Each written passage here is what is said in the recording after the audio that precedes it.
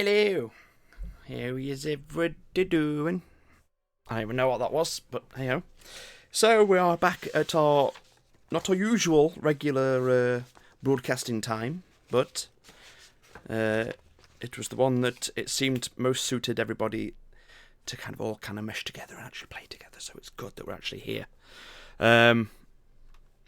Yeah, should be a good old session.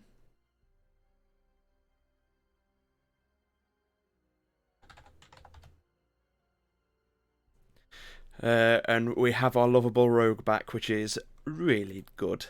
I think we've got the full team. There's going to be a couple of people that I think are going to be disappearing a little bit early, and probably a couple of people that may have to dip in and out, but for the most part, we should have a full team for the first time in a long, long time, which is fucking great. But yeah, with that being said, I don't think there's anything really more to kind of say. Let's just jump on in the call. Oh god, this beard needs a trim. Just see myself on cam. Ooh. Ooh.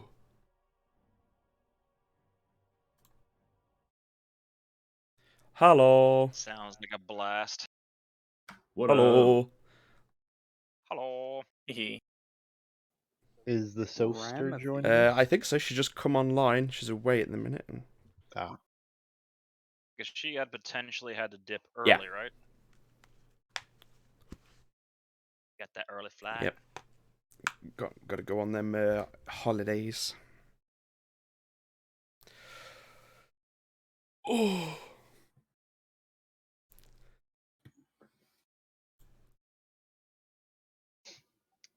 Yeah, I was surprised where she was going. It looked really nice. It's a common one. I say is for a lot of Europe, Sweden, the same thing. Tenerife is a pretty common destination point. That's like our Bahamas, I guess. Yeah. Yeah, or basically. our Hawaii. Yeah. Some place that is not grey and cold and dreary. Basically, yeah, Yeah. anywhere in the Mediterranean as well as also a just a hot spot. You got Ibiza, Cyprus, Crete, all those kind of places.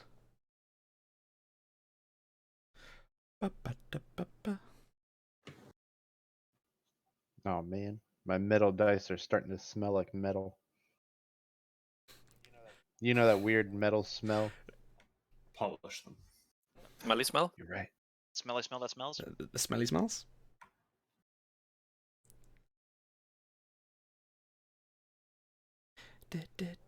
Why was the first episode of SpongeBob one of the most quotable? It's the most memorable. It's up there. With it being the first episode, it's probably the most watched one as well.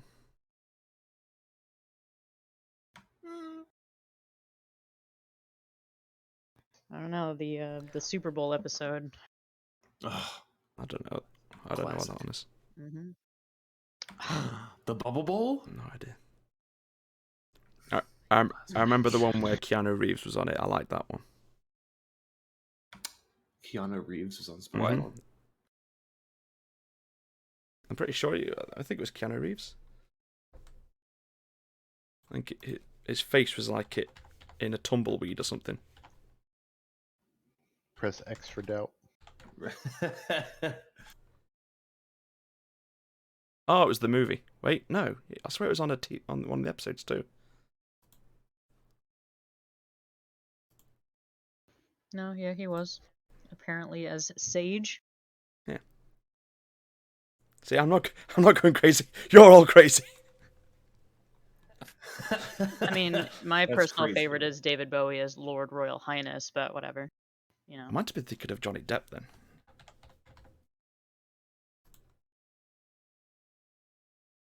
Yeah, Johnny Depp was playing a surfer guy in an episode. I remember that one. Hello.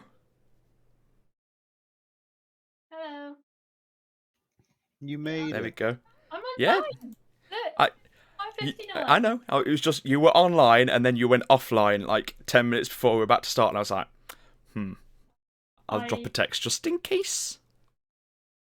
I had a blonde moment and I realised I turned my electric off in my kitchen clicked to boil the kettle and went, why is this not hot?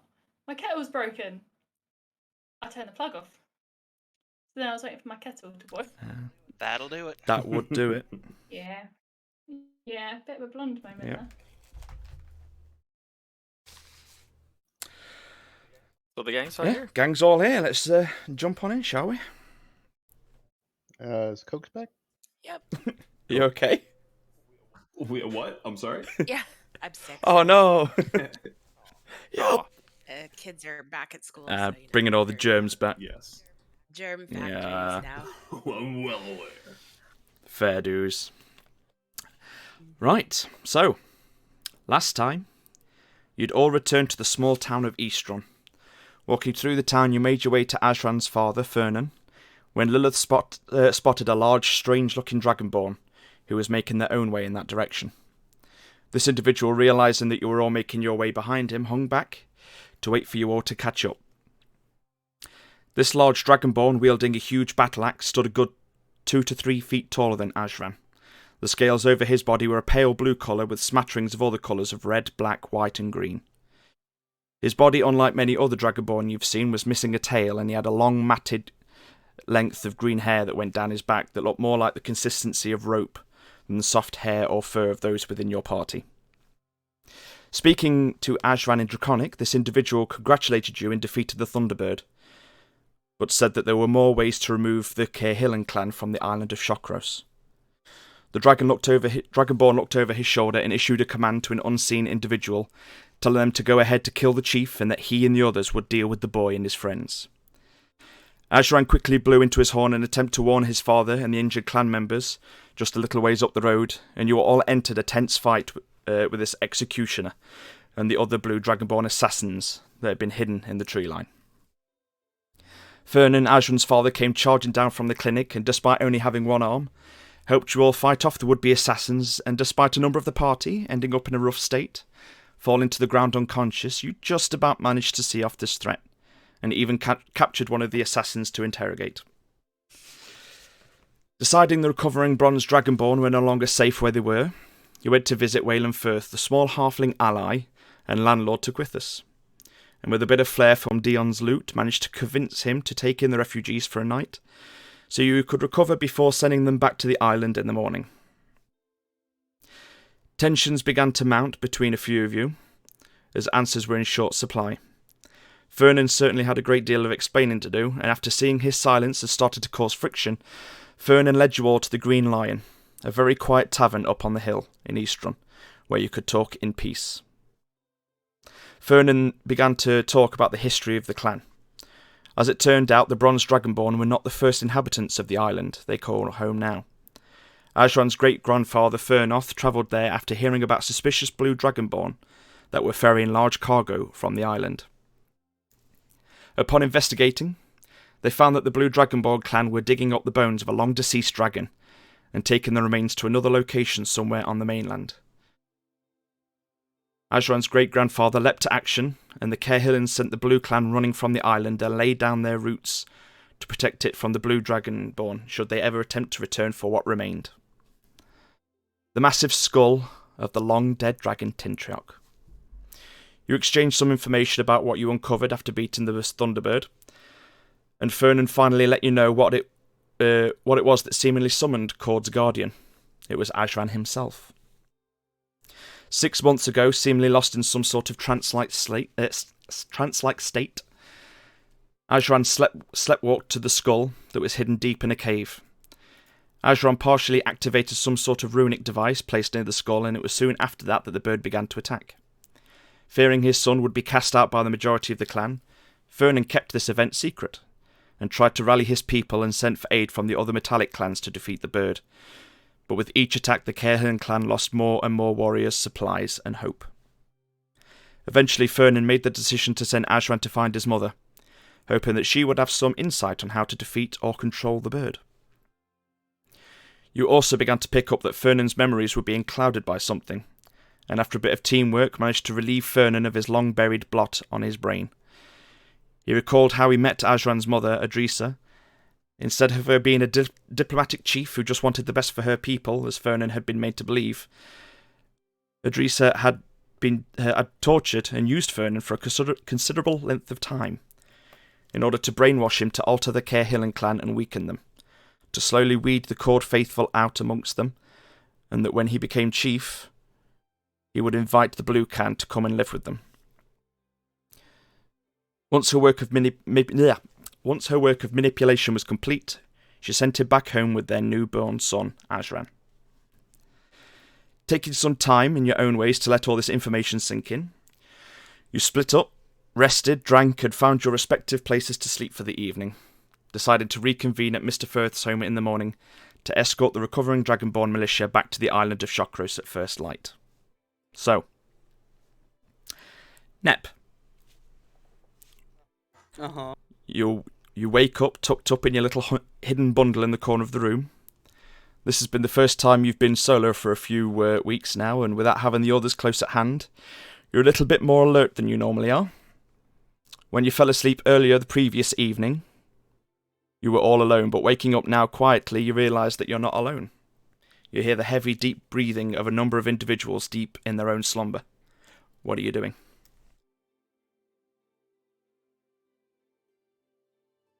I'm gonna get up real carefully and look for the closest exit I can Okay, find. give me a stealth check.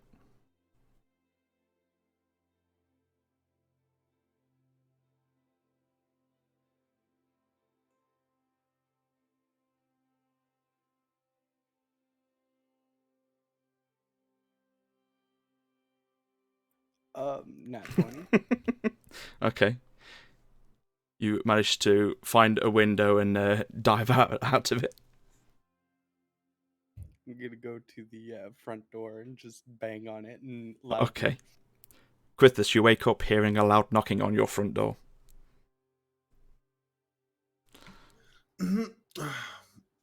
I make my way to the front door. Okay, you wake up and make your way to the front door. You end up slamming your toe into a chest of drawers that is a little closer to the doorway than you'd realised. Alright. But you manage to open the front door, and with a little hop skip shaping the pane from your foot, you look down and see Nep looking up at you. Nep. They let you out? In their own way, yeah. I won't ask any further. Come on inside. Thanks. And I would walk. Okay.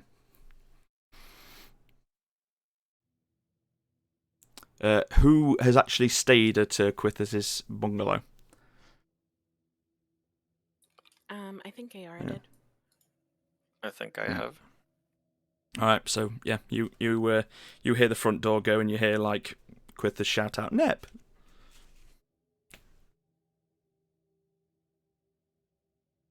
What time was it? The sun's already just starting to kind of creep up above the horizon, so it's very early dawn.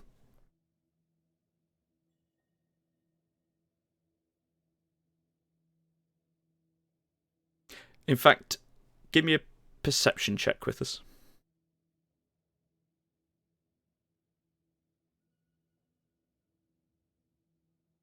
18, pretty good.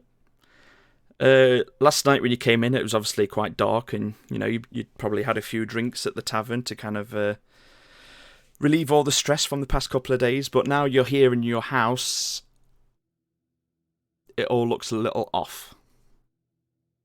And you look over at the chest of drawers that you kind of bumped your toe into, and you're like, that wasn't where you left it.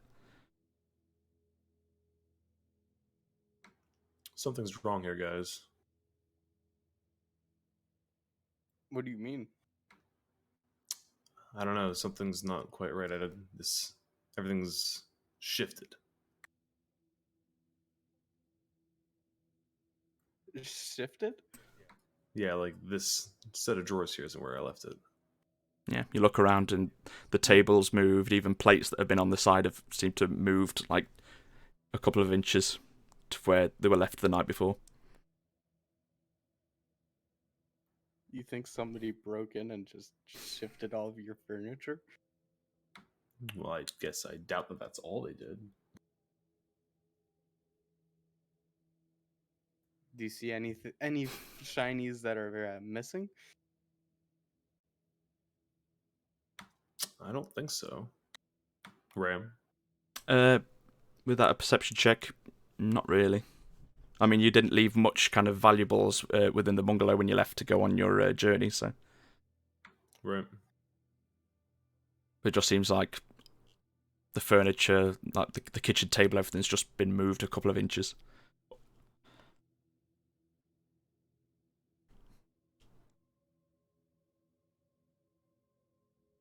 So, what do you think they did then?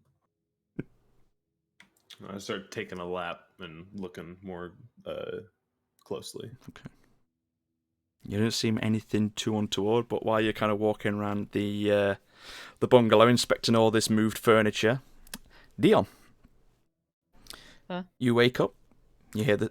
I didn't do it. No, you're back at the Scale of Fate with Landon. Oh, you did. I did Yeah, it, but not Yeah, that. you wake up and you hear the sound of a couple of like birds chirping and singing outside the window. Oh, how You feel the large arm of Landon around you as you're curled up in the soft silk sheets of the large four-poster bed in the room at the Scale of Fate. Yeah, definitely better than what's his face's Mhm. house. Yep. Yeah, the room's littered in bottles and tankards. Since Garble had practically paid for drinks for the entire tavern the previous evening, Landon decided it was good of an excuse to kind of blow off some steam and celebrate your safe return from the Thunderbird fight as any. Gonna assume that if I move, he's still passed out, so he won't. You wake up. kind of gather that, he's out for the count. Yeah, I'll just write a little note that I'm back off on more adventures. I'll catch him next time. Yeah, as you kind of get up and start to kind of get all your stuff together, you see the huge 20-foot-long navy feather that's just leant up against the wall at an angle. Yeah, but yeah. Surprised I'm broken in half. You get dressed. Gotta be careful with the You treasure. do. It's magical. I get. You get dressed quietly and go to head out the room. Landon's just face buried in the pillow, just snoring his head off. Mm-hmm. What are the rest of you doing?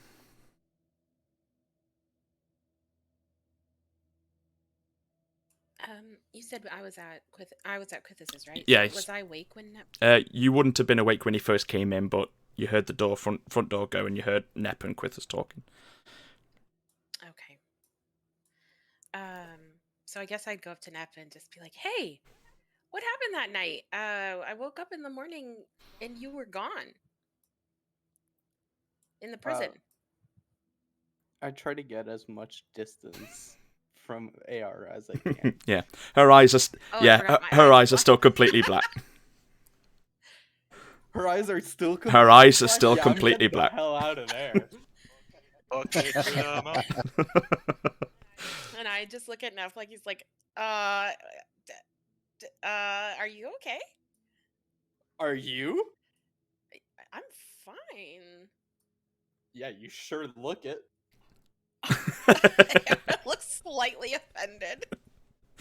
Have you looked in a mirror recently? Oh, yeah, that. I don't really know why, but it doesn't hurt. I mean, you were touching a box that you probably weren't supposed to with that weird ass crown of yours. AR looks very like like I don't think anyone else really knows about No. that. OOC, But right? Good, I'm calling you out. no, Garble. At this point, you wake up and see Nep, and for the past few days, you've probably been believing that Ayara probably did eat Nep in the prison, but there he is, safe and sound in front of you. I know it. She regurgitated it. Where are you? How was it? I would have stabbed her before she even tried. You're okay, right? You're not like any teeth marks. Let me show you. Let me look. Physically, I'm A-okay. Mentally, I got a serious case of PTSD, my man. I'm just glad you're okay. Do you guys know about AR's weird ass crown? Crown? Question mark? As I raise an eyebrow. OOC. Ayara very poorly tries to just like look aloof and innocent. Like, what? Give me a deception check. Oh no. Oh wait, I think I have. You're good at high those. deception, yeah. Oh, hold on. You're a warlock. You're I charismatic as fuck. opened That's true. Yeah, there's a history here, though. You True. managed to deceive somebody into thinking you actually murdered Yeah. somebody. That's true. I did.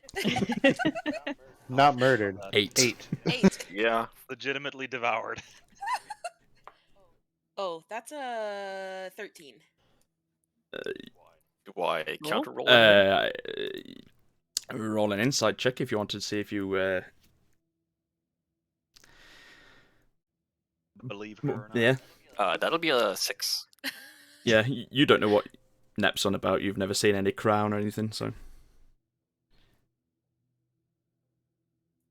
Buddy, I'm not sure exactly what you saw, but all I've seen since she was in jail is that she has a slightly other eye color rocking on, but yeah. Hey, Mm. Ram. I don't know where she stored that box, do Nope. I? Can I check to see if I can see it? I probably can. Yeah, no, I don't think you could roll a perception check to try, but I have a feeling I know where it is, and you won't be able to see it from there. Yeah, it's probably in that bag of holding.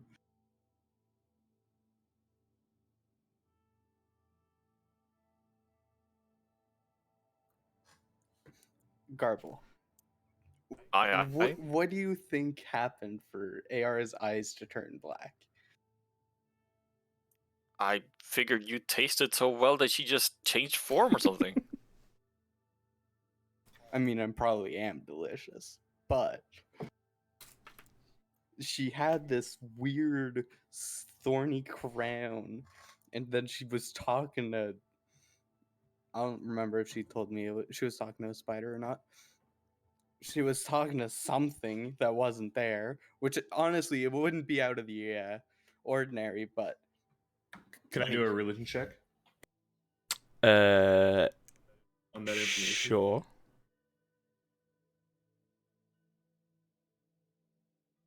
Ayara's I like mean- in the background, like looking at Nep, just dragging her finger across her throat. Like, shut the fuck up, Nep. I only got a 9. Oh, no, it doesn't ring any bells for you. I hate. Do you want to both make of an intimidation check to Nep? Oh, sure. Oh. That's a 20. Oh, shit. Yeah, you look over at Ayara's black, pitless eyes, and as she pulls her fingernail across the the skin of her throat, Discord. the black ink starts to kind of drip from her fingernail, and it looks like blood is pouring out of her own throat as she's looking at you.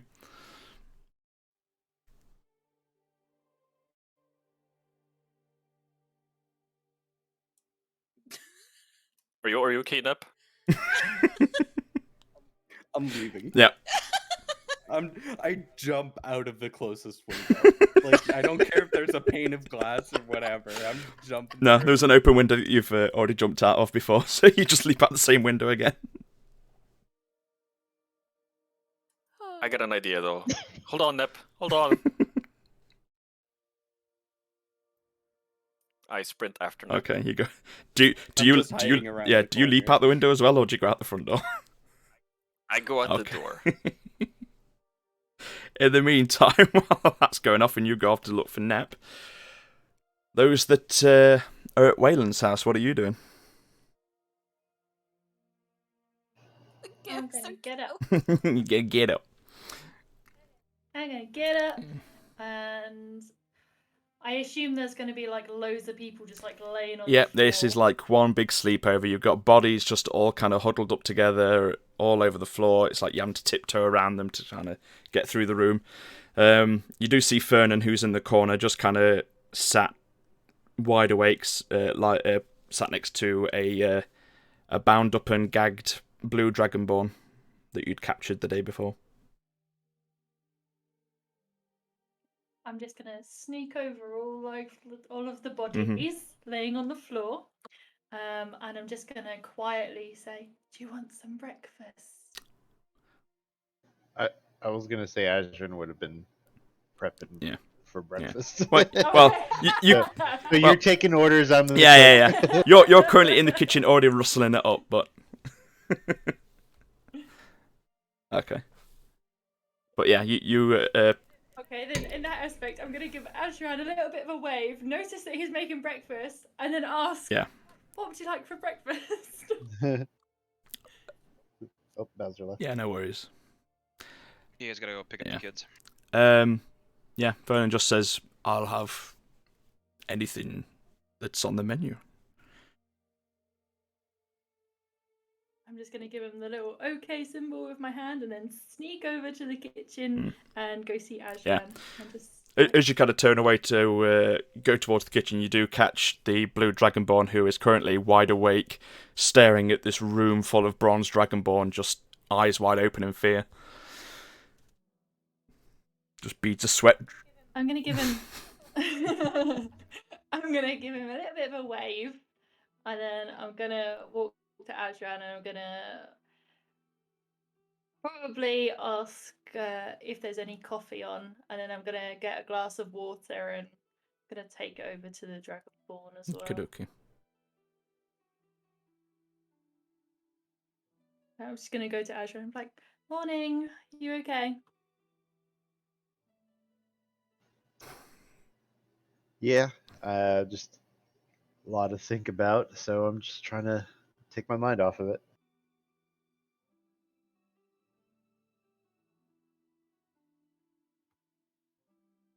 Did you sleep okay, or was it a bit of a rough evening?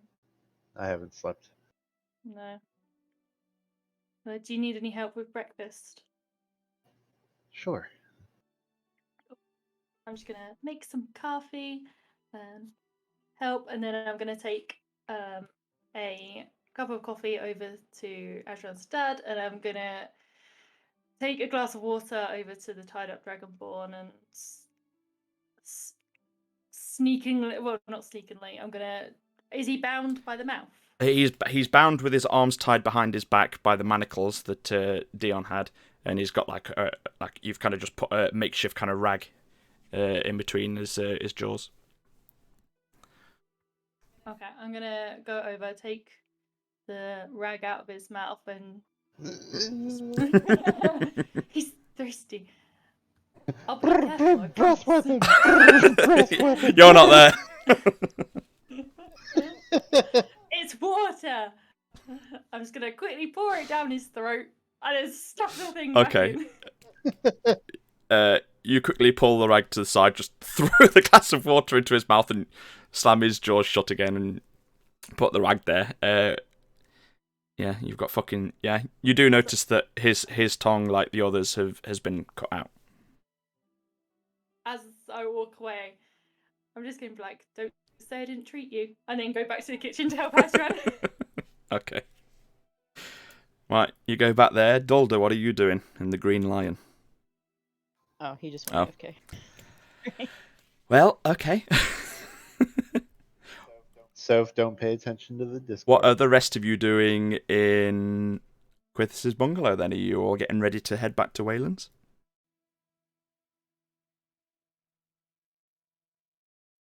I'm catching up to Nep. Yeah. Nep's literally... You got out there and Nep's just kind of huddled up next to the wall, just kind of taking deep breaths of panic.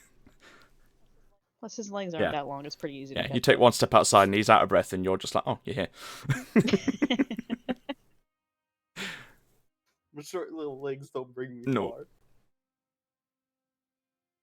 far. Alright, Nep. It pains me to see you this way. I need to know what you know. Just hold on for a moment and just sit right here and let me just take a look at what you know. I cast Detect Thoughts. Okay. Are you going deeper or are you just taking surface thoughts? I'm gonna go deeper. That's a saving throw, right? It's a wisdom saving Okay. throw, yeah. Can I? You could purposely fail if you want to let him in. I have nothing to hide about that situation. Okay.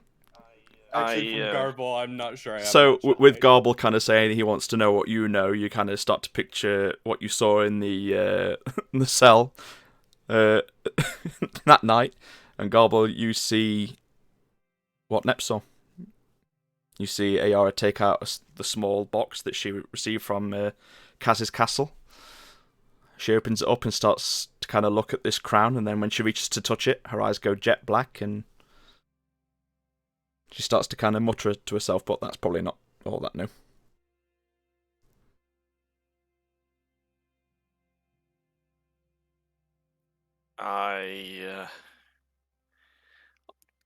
Instinctually, my first thought is like, okay, gross. But then I wake up and I just try to make sure Nep is calm. Just calming them down. I see what you meant with the box, Nep. What's in the box? But do you remember seeing if she had the bag of holding with her when you were in the jail? Rem, would I have? I mean, she probably Yeah. did. You get the idea that many of the people within the town probably don't expect everyone to be walking around with super high level magical items, and probably just thought it was a normal bag, so just stuffed you in there. Okay. I didn't see it getting taken away, so I imagine she had it on her. Interesting. Well, at least we know that there's something going on, and at least now I know what crown you mean, and that look cool. I mean, if it didn't come from the demon lady that's tried to kill me before, it would have probably been cool, but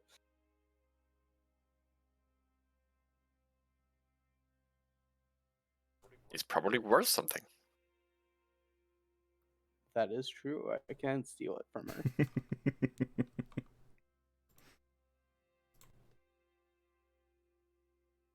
Alright. Okay, that's what I'm doing. I'm gonna steal it from her. Okay, and with that, and Dulder being back, Dulder, what are you doing as you wake up at the Green Line?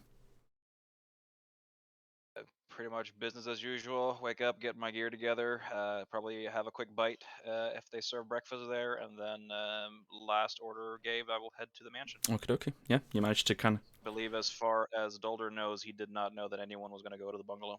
No. As far as you know, they're probably going for drinks and heading back to Wayland's. So, yeah, you managed to kind of grab a bit of a bite to eat and start making your way back to the manor in the centre of town.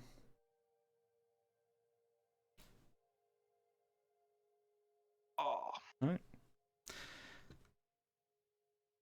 I would say at this point, Quithus probably looks at you, Ayara, since he's gone. Perhaps we should start making a move. Daylight's coming.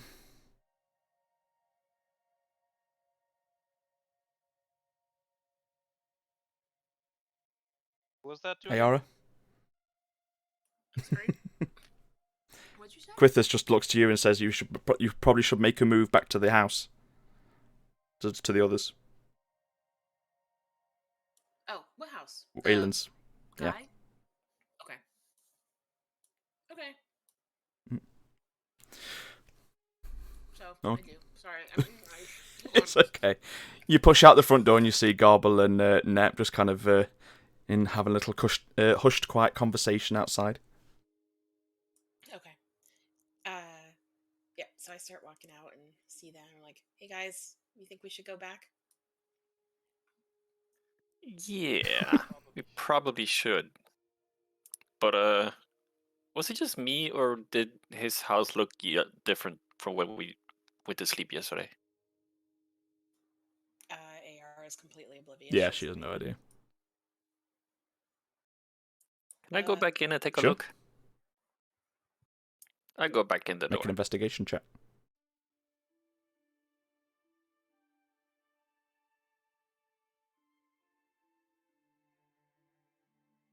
There'll be a 16. Looking around, you kind of know everything. You've kind of you were on wine. You weren't going too heavy that night, I'd imagine. So when you came in, you noticed where everything kind of was, and you like to kind of keep an eye on the new surroundings. But from what you can tell, every little thing in the house has been moved 2 inches to the left.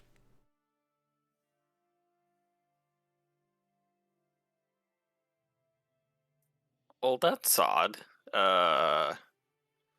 You guys go on ahead without me. I'll just check something here. And then Garble sits down and prepares what's it called? The detect magic ritual. Okay. The rest of you push on. I would say after about 10 minutes, you don't detect any magic.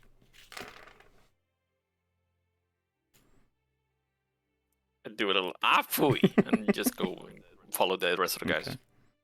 They've got a 10-minute head start, but eventually you all manage to reconvene at Wayland's house. And most of the Dragonborn are now up and having breakfast that has been prepared by Ajran and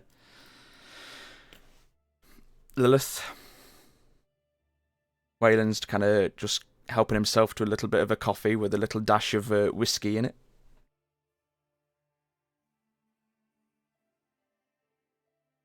The day is yours. What would you like to do?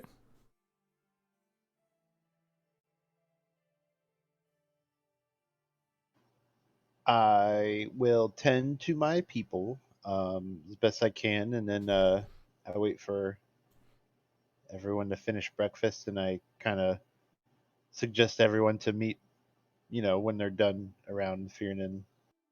Mm-hmm. Fernan's kind of been keeping a very close kind of position next to the blue assassin that you'd captured.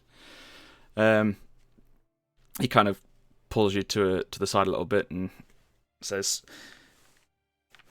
"It seems this one has had his tongue cut out. I'm probably suggesting that we should bring him with us, and perhaps the elders can find a way to get him to talk." Them or our resident sorcerer might be able to. By all means.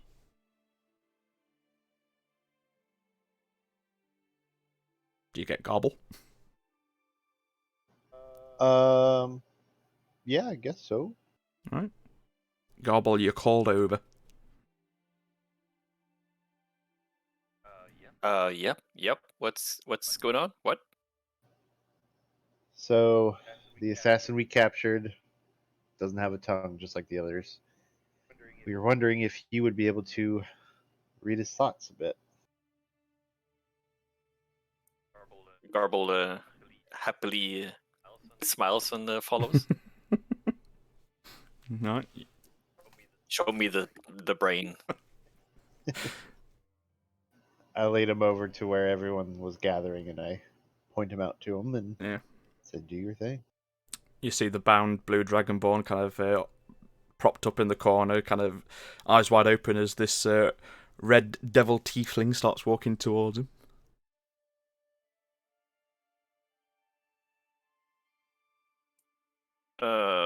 Question to the DM. Using thaumaturgy, it says that I can make an instantaneous sound as Rumble Thunder, Cry Raven, or Ominous Whispers. Can I use thaumaturgy to make it sound like this person's voice, but as a very low whisper or almost speaking sounds coming from his head once we do detect his thoughts? Like basically saying aloud what he's thinking? Basically, I'll be the channeling of his voice, but the voice will be emanating from his own head, so it will look like he's talking, kind of. A little bit weird, but sure. I mean, it'd be no different to you just kind of saying out what you're seeing from his memories. But yeah, if you want to put a little bit of flair on it, by all means. Yeah, I mean, we want to hear this person, won't we? Okay. So yeah, I'll cast another detect thoughts. Okay. And what are you trying to gauge?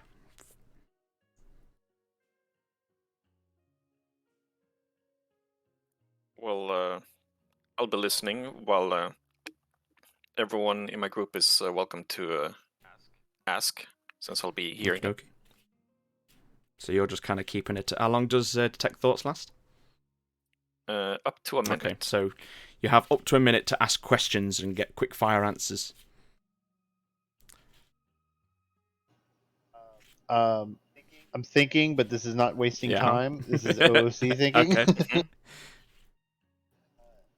I would say you probably will... get about 3 questions in the minute. Okay. Because, and there's also a save as well, isn't there, for if you're pushing further. Correct. It's Wisdom of 15. Okay. All right. I'm just thinking out loud here. OOC. We already know who sent him, technically. Oh, yeah, he failed.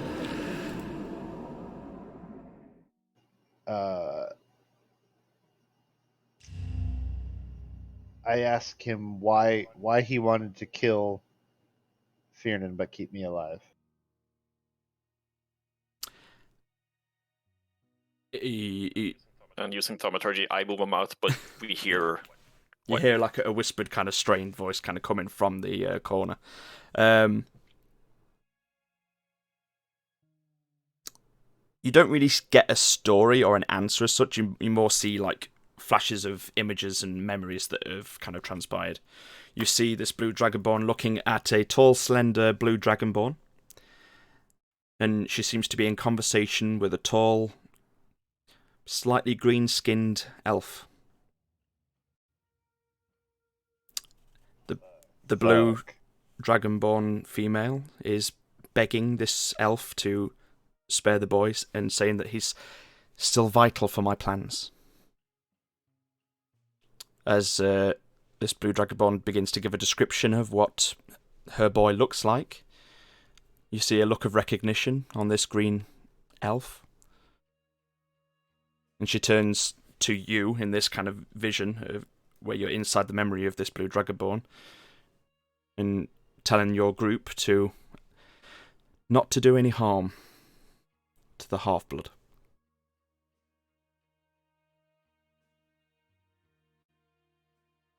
And then it kind of flashes a little bit forward and you see the large kind of abomination kind of dragonborn that you fought earlier on, kind of out in the wild, spitting, angry. He seems he was eager to kill both the chief and Ashram.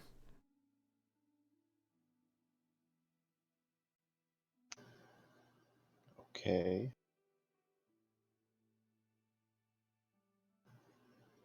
OOC Panda, she was talking to Sarah. Yeah, I know. Oh, okay. I'm just being a peasant. OOC, is there the source of fire next to us? I mean, there's a fireplace, but it's empty. It's not lit at the moment.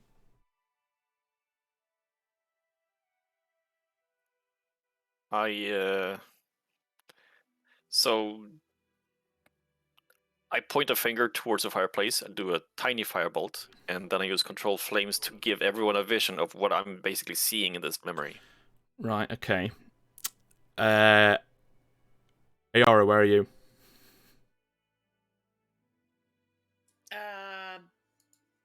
I don't know. Where am I? Am I in that room? I don't know, are you in the room? You could be in the room if you want to be in the room. Yeah, I'll be in the room. A firebolt goes flying into the fireplace and a deafening scream just blares out and every dragonborn in the place just shits themselves and all looks around at Ayara. Ayara, I think is this the first time AR has realized that other people can hear it? No, I think you've all realised that multiple people can hear it. Oh, okay. I didn't know AR realized that. Yeah, other people no. could hear it. AR just looks around and is like, sorry about that. I don't know. And she's just like, It happens. It happens sometimes. Well, the blue... Not sure Yeah, why. the blue dragonborn, who was already terrified of you the day before, is even more terrified now that... Oh, that's right. Yeah, so he is just kind of whimpering in his gag now as he's trying to crawl backwards even further into the corner. I kind of just step in front of him. I'm like, focus, focus, and I do the eye thing with my fingers. I asked him what they were there after. And I probe. Once again, you kind of get less of a conversation and more of like memories of people kind of talking to this individual. The plan was to clear the Cahillan clan away from the island, so that something could be retrieved from the land itself.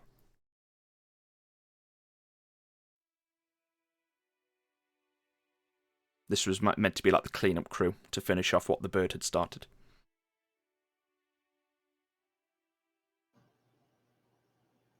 Okay. The last question I'll ask is, what did they do to send the bird over? What happened? Like, you know what I'm trying to get at. Yeah, your father had already kind of given you the answer to that one. We don't know what actually happened, though. Like, did they cause something that caused the bird to fly down?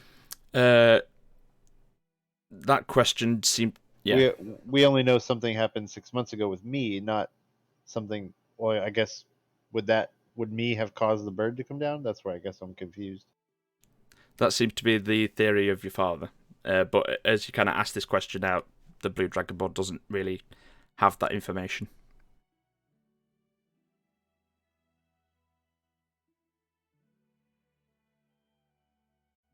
And with that, the Detect Thoughts ends. That was 3, yeah.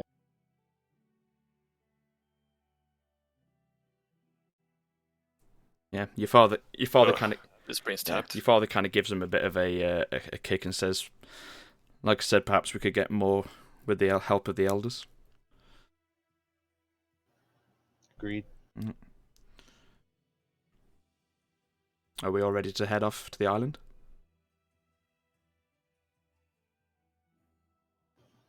I look to the group and I say, I'm ready as soon as my people are, if you guys are. Is there anything anyone wants to do before you all head off to the town? Lilith, would you have taken some time to bring Echo back since he got poofed? I'm glad you asked. Because I forgot. My note says yes. No, I was like, I literally wrote at the start, bring Echo back. So yeah, I could say that during the morning, while you're providing breakfast, you could have sat down for a bit and focused and brought him back.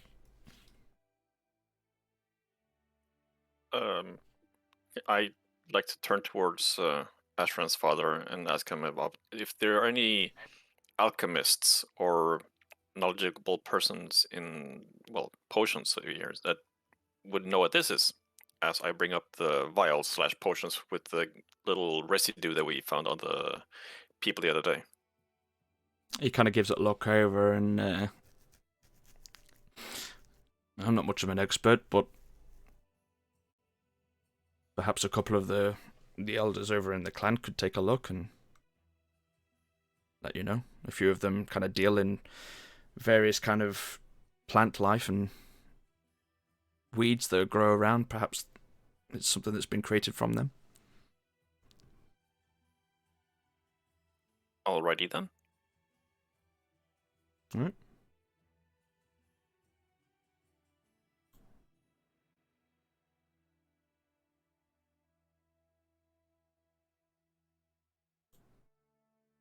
I'm just going to look to the group and say, what do we do with Mr. Dragon over here? We bring him with us. If he has no answers for us, he'll have to answer for his crime. Oh, you're saying I can't roast him? That'll be for the clan to decide, and I smirk. Yeah, your father with a single hand just leans down and just grabs the back of the shackles and just lifts the Dragonborn off the ground and starts to kind of carry him like a suitcase.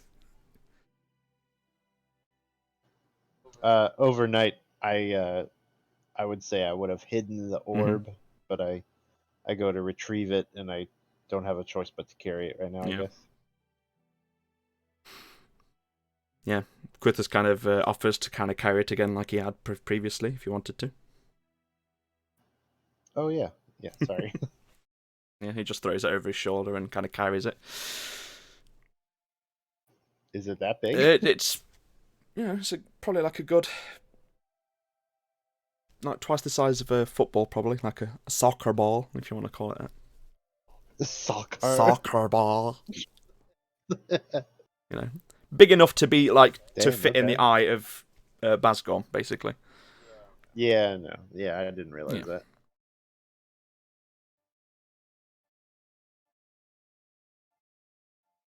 So, shall we?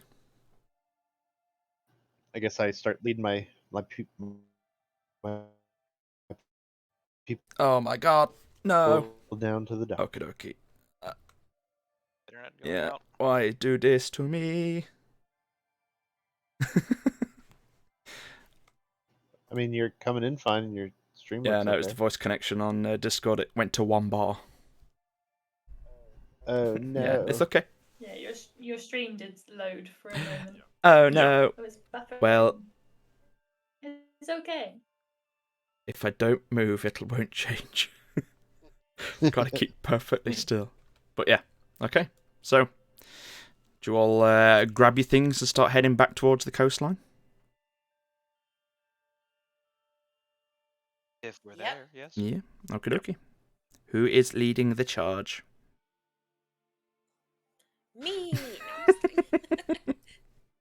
I guess I would Okay. be. Yeah, you know the way, so I wouldn't make you make a survival check to kind of find the right pathway because you've made this trip a number of times. You slowly start to kind of lead all the injured Dragonborn. It's a bit of a slow trek because of some of the injuries that were sustained in the fighting. But slowly you manage to make your way down to the coast. And the ship that you'd kind of left shored up on the dock area. Now,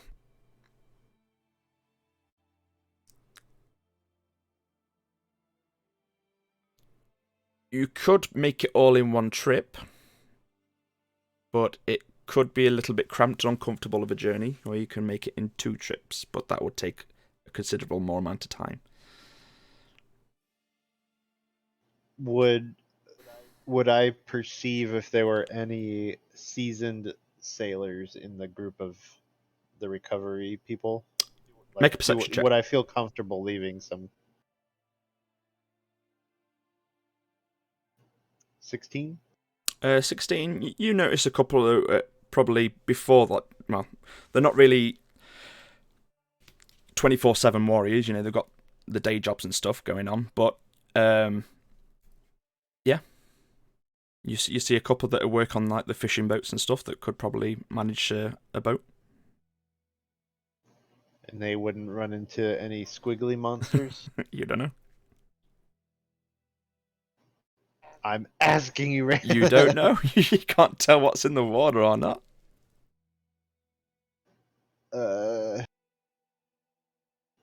I will ask them if they're comfortable and able, like physically able to sail themselves back on a different boat. One of them kind of looks up and says, as long as you provide one, and he kind of looks around down the coast and there's only your ship there. We can wait here until you send one back over. I'll do that. So you manage to split. You probably take the more kind of badly injured ones, like the ones that are kind of missing the odd limb here and there, and your father as well, and the captured Dragonborn. Okay, Yeah. okay. I take however many injured I guess we can. Well, Yeah, there's about 20 Dragonborn in total, so I'd say you'd be able to take about 10 of them. okay. Give me this time when you're going on the seas. I will need a survival check. Give me a survival check. Me or You? Or anyone that's steering the boat. If you want to leave it to the dice roll for me. Dion, what's your survival? +3. Okay. Okay. Quithus lays a hand on you and gives you guidance as well. Oh, thanks. What does that You mean? can add a +4. Oh shit! A D4 or a plus A 4? D4, one D4. Okay. I mean, I can aid for advantage too, if that's. I will allow. So you want can to have do that. advantage and Okay. a D4. And guidance. Okay. First number was a 5, so thank you. How much better? 8. It is better. And 4. So 12. Okay. Oh wait, no. So survival 8. That's 12. 16. Oh, that's total. much better. Yeah. You managed to slowly sail your way back over to the island without any issues. Thank God.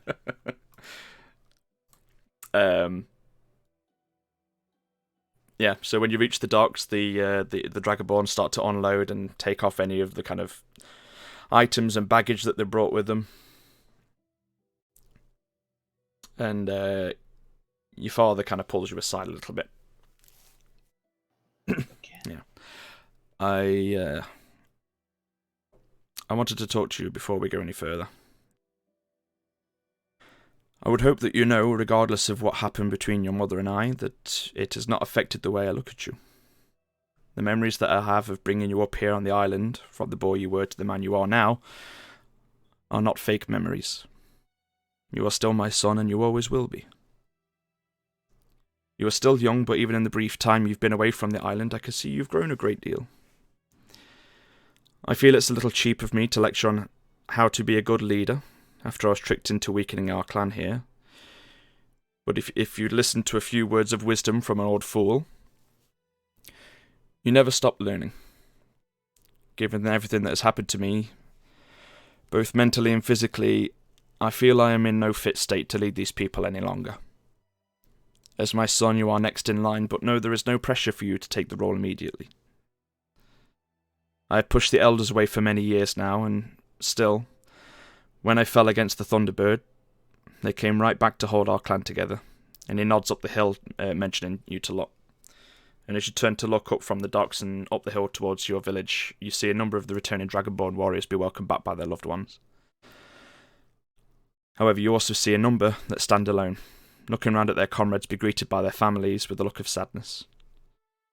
As they stand there alone, a number of the elders approach them and give them a warm embrace. One of the returning militia is kneeling next to a patch of grass where a tent once stood, and you can see the shoulders shaking as they begin to weep. And you see a blue figure walk out from the crowd towards them. Natrok places a hand on the weeping Dragonborn's shoulder before kneeling down beside them in silence. And Fernan kind of continues on. Your uncle seems to be fitting in well. That is what I hoped could have been achieved with all of the Draxian clan. But your mother, it seems, never believed in the dream I thought we shared. We could call a meeting with the elders now, or would you and your allies prefer to see the skull first? Perhaps it may glean more answers now with the stone, and with those, and he kind of pokes the rune mark on your chest.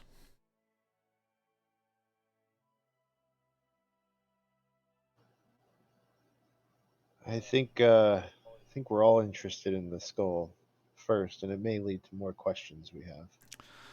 Then they're clearly they're aware of something we're not, and I feel like it's everyone's right to know. Have your friends meet me at my tent when you're all ready. And he starts to walk up the hill. What are the rest of you doing? Oh, go on. I was just gonna say I put a hand on his shoulder as he walks away. Yeah, he slowly kind of saunters up the hill. A couple of the elders and stuff kind of welcome him back, and he kind of gets swarmed by a few of the other clan members as he makes his way up to his tent. What are the rest of you doing?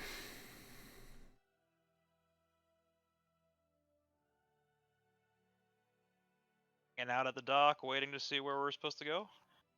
We're not exactly here for a sightseeing Gonna trip. meander on the beach, I guess. Apparently, some of us are.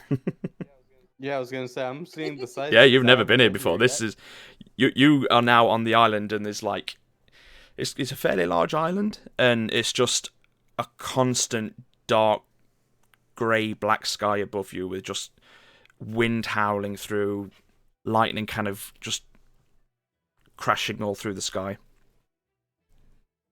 It's a pretty windswept place. It's the Highlands. Yes. It be windy. So very lovely. Okay. I approach Nep and say, "You missed quite a bit, but welcome to my home." Thanks, man. It's very pretty here. You don't have to lie, but thank you.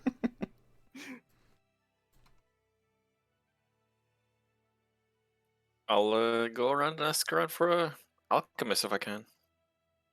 Okay. Make a perception check.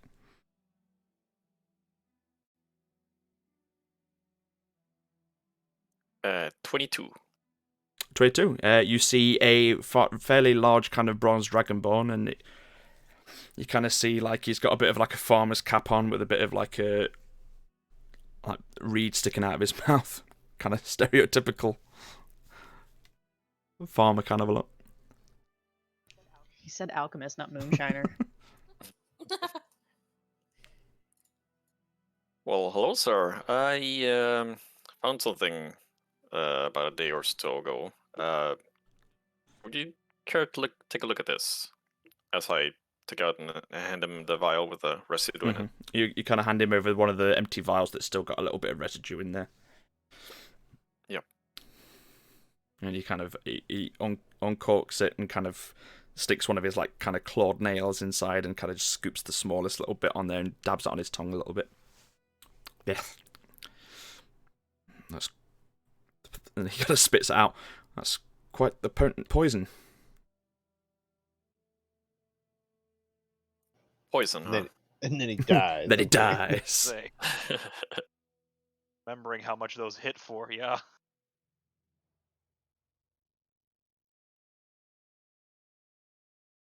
Is there any way that we can know exactly what it's composed of? So we can maybe work out an antidote? Because something tells me whoever got a hold of this may have friends and they may have more. Well, from what I can tell, it's more of a one and done kind of a poison. It's less of a lingering poison and more of a do quite a lot of damage. And you can see him now kind of scratching one of his other claws against his tongue, trying to get the poison off his tongue. So for antidotes, I don't think it'd be much use. And unfortunately, with there not being a decent sized sample, I couldn't tell you what kind of poison has been kind of created or what's in it. I'd need a full vial to get a good look. So even if we combine all of these, as I take out the other empty vials, I think I have 3 in total. Yeah. We can't even make a sample for it? Probably not.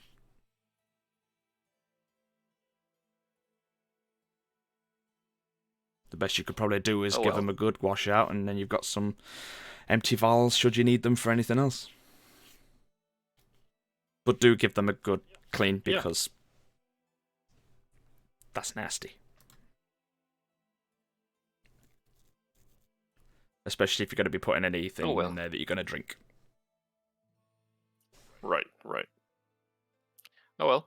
Thanks for the attempt, and at least we know it's poison. Or was. I tip my hat and I rejoin my group. Okay. Anything else anyone wants to do, or are you all going to make your way up the hill to see what's in store? Running up that hill. Oh god. Okay. Finally good. Deal with God. Okay, Fernan leads you all into his tent when you arrive. He walks to the back where it sits, pressed up against the cliff edge, and he starts to kind of struggle at unfastening the canvas sheet across the back wall with just his one hand. I go up and help Okay, him. he kind of gives you a nod of thanks. And you both kind of look down and notice a slight smear as a stale tomato pie slice seems to have been thrown against it at some point. But, you know. What? That's the one Quithis threw. Yeah. But eventually you manage to undo all the knots and the sheet falls away to one side and reveals a small narrow passage that pushes into the cliffside. Your father walks to the centre of the room, pulls up a lit torch from the centre, and he turns to you all. Well, follow me. And he kind of walks into the tunnel area. Spoopy. After about 6 or 7 minutes of walking down the twisting passageway into the earth, the tunnel begins to open up at the end into a large area that has been dug out. The most obvious detail in the room is the immense dragon skull that's partially buried within the wall. The scale of this beast would have dwarfed Basgorn back when it was alive. In the centre of the room is a large rock, and in the top you can see a groove cut out from it like a bowl. Dashed all around the room in huge sweeping patterns of these burn marks that look like something had etched a pattern into the floor. Let me just swap over the map. I think it's this one. Oh god, big room. You said burn marks? Mhm.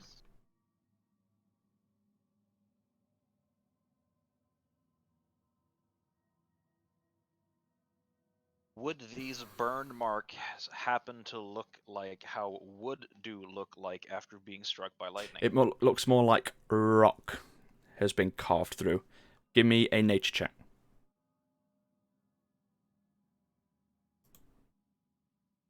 Oh, that's a lot bigger than I thought it was gonna be. Yeah, that's a big ass skull. Natura, that is a 19. 19. It does seem to be an electrical burn.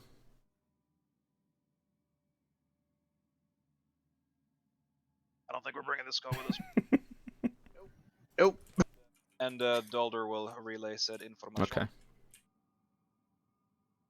These marks appear to come from electricity rather than... By the way, I just chucked your characters on the map, so position yourself wherever you think you'd be. I'm gonna move 2 squares over in a random direction. Burst. What these markings on the ground and that came from the electrical burn, would I recognize them? Or they relate? Did they look similar to anything on the orb that I've seen already? As you kind of start to kind of walk forward and kind of expect some of these, you feel the kind of static kind of build around your body again. And as you approach, the runes on your body flare up again. And you watch as along these burn marks across the floor, so do hundreds of thousands of other runic markings that scroll all around. The burn marks that are kind of set into the floor. Sparks of electrical energy start to crackle from your body and begin to arc off your armour and onto the ground around you. And Fernan kind of speaks. This is what happened 6 months ago when you walked in here. The rock in the middle of the room was just a normal boulder like the others, but when you approached, it melted away rapidly, like heated ice, to reveal this shape underneath, and he kind of points to the bowl.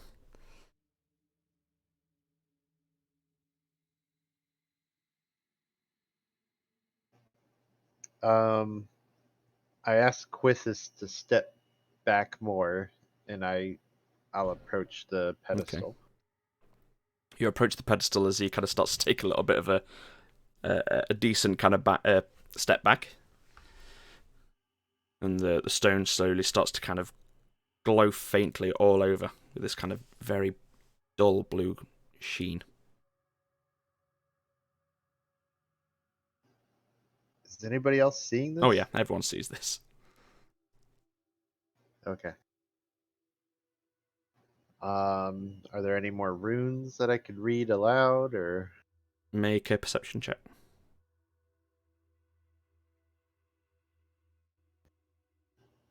12? You notice Yeah, are any runes visible, or is it just still only visible to him? the runes are only visible to Azran, but you're seeing all this electricity kind of arc off him, and the stone in the center of the room just kind of glow blue. The group saw that before, didn't they? Everyone saw that before, apart from Net, yeah, aside from Neb, you've all seen these kind of runes kind of glow up on Azran before. But yeah, with that perception check, you see some kind of runic markings on the stone itself, but they seem to be a little bit blurred and hard to read. I'm gonna use my inspiration. Okay.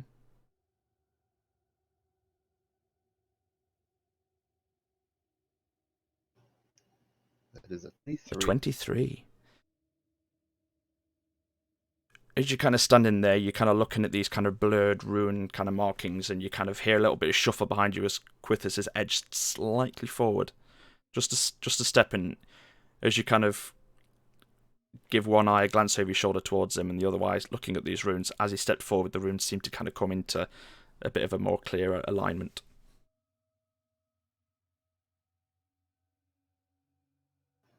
Am I able to read them this time? Still a little bit blurry to read. I see. I step away from the pedestal and I tell everyone it's like there's more runes here that I can read, just like on the orb, but it only seems from the orb pedestal that I'll be able to fully read them. I'm nervous that these two combined will move the storm or do something with the storm, and I'm ready for that. What do you guys think we should do?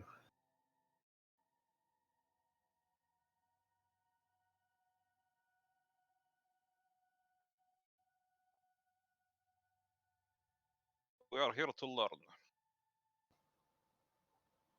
I mean, no storm would be kind of cool.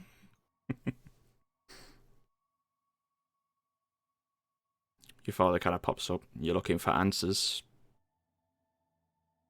I've pushed Cord away from the clan for long enough now. Perhaps it's time to welcome him back in.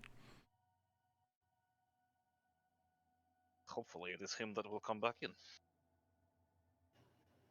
Yeah, we've kind of had a bad run-in with portals and gods. We just gotta fuck up the color coordination, and then, you know. Shoulder will glance around. Any of these braziers here glow in different colors? No, these seem to be kind of just big trigger. fire pits that have just been kind of laid out just to kind of light the room up. Just Yeah, check. no. Fire. While we're just standing Yeah. in the room, I'm just So gonna yeah, bend go down. on. I'm just gonna bend down to Echo and just ask him, like, scout around the Okay. room to see if He starts to kind of sniff he anything starts to out. kind of go around the room, sniff, and he starts to kind of crawl. In the span of about 30 minutes in the Oh, we're immediate back. area around where we're currently at, we had over 608 lightning strikes. Damn. Lightning Well, I capital suppose that would be the B. immersion. But anyway, Yeah. stream should be back up now. So, Yeah. Yeah, it's loading Did up. you hear my what was question? the question? I asked with that perception roll, would I have noticed anything else in the room, anything on the skull, like anything of note? You see a huge fucking crack up the left-hand side of the skull where it looks like something heavy has impacted it. You probably gather from that kind of an impact that probably caused a bleed on the brain for the dragon, and if Cord hadn't have probably killed him, he was probably going to be dead anyway. In just a single blow. Not to jut in, Ram, but for a second it sounded like you were gonna say, "Yeah, you see a huge fucking dragon." There's a fuck. I thought it was going that way No, too. no. You see the huge crack along the side where Cord's fist had slammed into it. I'm gonna, I guess, go up to Quithus and ask for the orb, and I will ask everyone, or suggest, you guys, I don't know what's gonna happen, but you may want to step back. All right. Oh, don't gotta ask me twice. Bye. Oops, I put Natrock in there. Let's get rid of Natrock. Hop, skip, and jump all the way back here. Also, I didn't include Nep. Well, I'm bad. Oh, that's why I've been having issues. Hey, Right. The DM all along. That's why. Sorry, I got a last minute. Oh yeah, I'll be able to make it to the Friday, so I wasn't expecting. So, yeah, you might need to refresh to get control of your characters again. But I'm in. okay, cool. Hacker man. Right, position yourselves where you want to be. What we refer to as a user Yeah. error. Sorry, I was getting used to putting NPCs in place of Nep. They're more useful. Fernand's just going to stand next to you. He's not going to want to stand away from you. Okay. I think I'll stand way over here by the fire, away from everyone else. Okay. Oh, yeah. Well. And with that, I'll slowly put the orb into the stone in front of me. Okay. Place of the orb, it fits perfectly in the bowl. And as you do, these kind of lights go doof, doof, doof, doof, doof, doof, all over the rock in the center, and seems to activate some sort of message. The voice of Cord echoes throughout the chamber. You have proven your strength in taking down my guardian. But for you to be truly worthy, you must also prove your bravery. As you read the words out on the rock, two figures begin to apparate, flanking either side of the stone. Huge creatures with pale grey skin and long white beards, each brandishing a huge greatsword far larger than even you could wield, Ashran, even when you're in your large state. Lilith, from the tales you were told by your mother growing up, you know what these are. They're giants, storm giants. And in unison, both these giants boom out in one voice. Do you fight or do you flee? And with that, they both raise their weapons to you all. And if you give me a second, Are you ready? I need everyone in a minute to roll initiative. Jesus Christ. Oh. Are you sure Yeah, you're ready? Oh, fuck you! Just that natural one again. No. 20. Ooh, nat 20 on initiative. Nice. Yeah, totally worth it, bro. Add that fucking the B, and then it just lazily rolled over to a 2. Ugh. Always a bridesmaid, never a bride. But yeah, with a natural 20, Dion, you're first. I'm all the way back here, and I'm just a little goat, and I see two giants pop up, and they say fight or flee, and I'm like, well, shit. I flee. No, I will use. I'll use a. Hold on, I need to measure, because I moved way far. Because fuck that. I will use a move to move up a little bit. Okay, you move up a little bit. Just a smidge. I will use Bardic Inspiration on Ashran. And while yelling, I guess we fight, and then I'll shoot. Okay. I'll shoot one of the giants. Go for it. Which one are you aiming for? I guess the one over Okay. here, next to the talon claw thingy. Okay. Please tell me that's like It's a the horn horn. and not a No, talon. it's the horn. Okay. It was the horn the size of a cathedral spire. Alright, so crossbow. Go for it.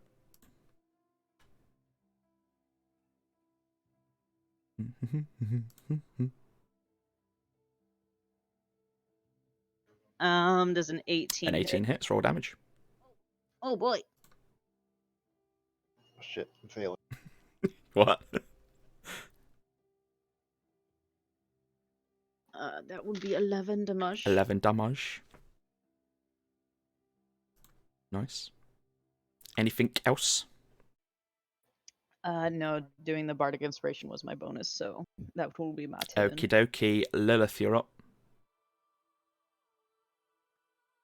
Okay. I'm going to cast Hunter's Mark on this one here. Okie dokie. Oh god, the symbols are so small because it's zoomed out. Hunter's mark. There we go. I'm going to use my lovely little arrow. And hit is, let me roll. 19. 19 hits. Roll damage. Beautiful. With my hunter's mark, that is 12 Okay, altogether. okay. I'm going to do that again. Go for it. That was a hit. Oh, 28. 28 to hit. That hits. Beautiful. Surprisingly. Right, damage is 8 plus 2, so 10 damage. Nice. Anything else? Nope, that You're is not me. moving or anything? So use my bonus Okie action. dokie. No. Okie dokie.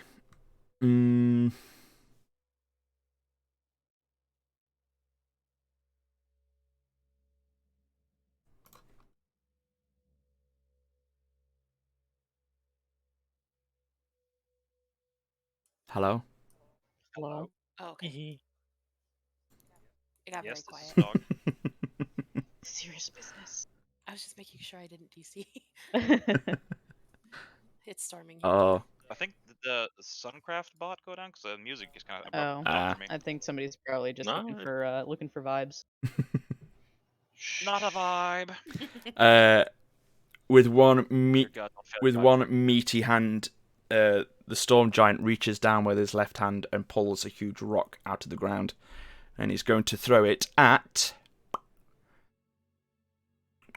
the hunter that just did some nice damage to it. Uh-oh. Oh, yay. I was just about to say, time to find out if these giants have a racial. For a second, because I mained as a hunter, and wow, I was like, me? Sorry, No. ranger. Sorry, not hunter. You know what I meant. Does a 22 hit? Yeah. Maybe. You take. I rolled shit with damage. Oh, kind of. Not really. Did I not use stealth to get out the way? I asked you if you wanted to do anything else. You didn't do it. But well, no, because your stealth would have been a bonus action. You'd use that for Hunter's Mark, so you couldn't have done it anyway. But you take 25 points of bludgeoning damage as a huge rock just barrels into your chest. Yeah, 25. 25 points of damage, yeah. God damn. And then let's see. It's going to look at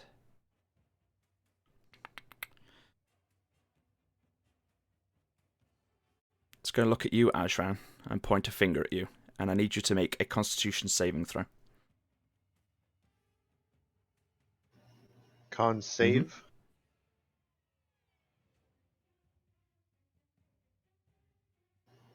I'm gonna use my bardic inspiration.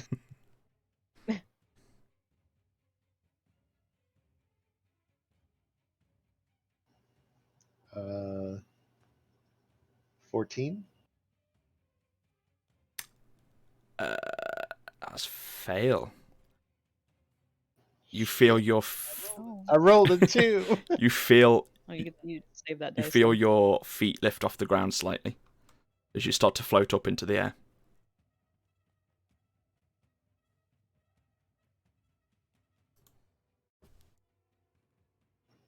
Okay. So you're just floating 20 feet in the air, just paddling in midair. Did you drink the fizzy liquid He drink? he drank the fizzy drink.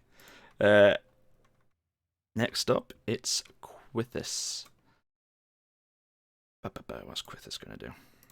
Since he's not here. He's gonna one-shot both giants immediately. That's he is going to cast a level 1 guiding bolt up the butt of the one that's just thrown the rock. Which, natural 20, okay. When he's not When here. he's not here. That's That's hilarious. 35 points of damage. Damn. That's a big fucking oof. Holy And shit. next attack against it has advantage. So he's going to just stand there and go, oh shit. And, and yeah, that's going to be his turn. Nep, you're up. I'm going to move in real close, and I'm going to use dash twice. Okie dokie. So that's your action and your bonus action to move. It's all the things. Hmm? Yeah, action Bonus, and dash, bonus dash. action. Okie dokie.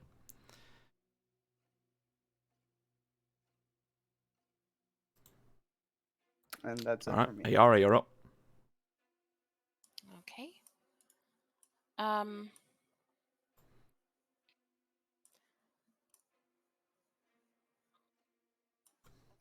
Okay, I'm gonna cast.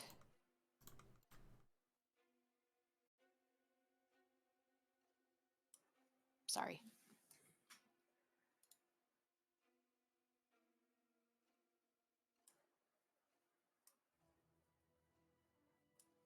All right, I'm gonna cast Hex. Okay. On one, the one on the left. The one that's not been hit yet. Okay, Yeah. okay. So I'm gonna. That's a 1d6. Oh no, it's 2d4. Okay. No, 1d6. Mhm. Sorry. That's a 4. So 4 points of. Hex is Oh, I was looking at the wrong fucking Yeah. thing. That's why I was so Hex confused. Hex just Sorry. adds damage on top of any spells that you hit it with. Yes. So until the spell ends, I deal a 1d6 necrotic damage. Oh, okay. Yeah. That's right. And then choose one ability. Mhm. To give it disadvantage, a skill check. Disadvantage on. Yeah. Okay. So I'm gonna give it a disadvantage of strength checks. Okay, okay. And then that was my bonus action. On the other one, Okay. I'm going to cast Hold Person. Hold on, I need to see if I'm close enough.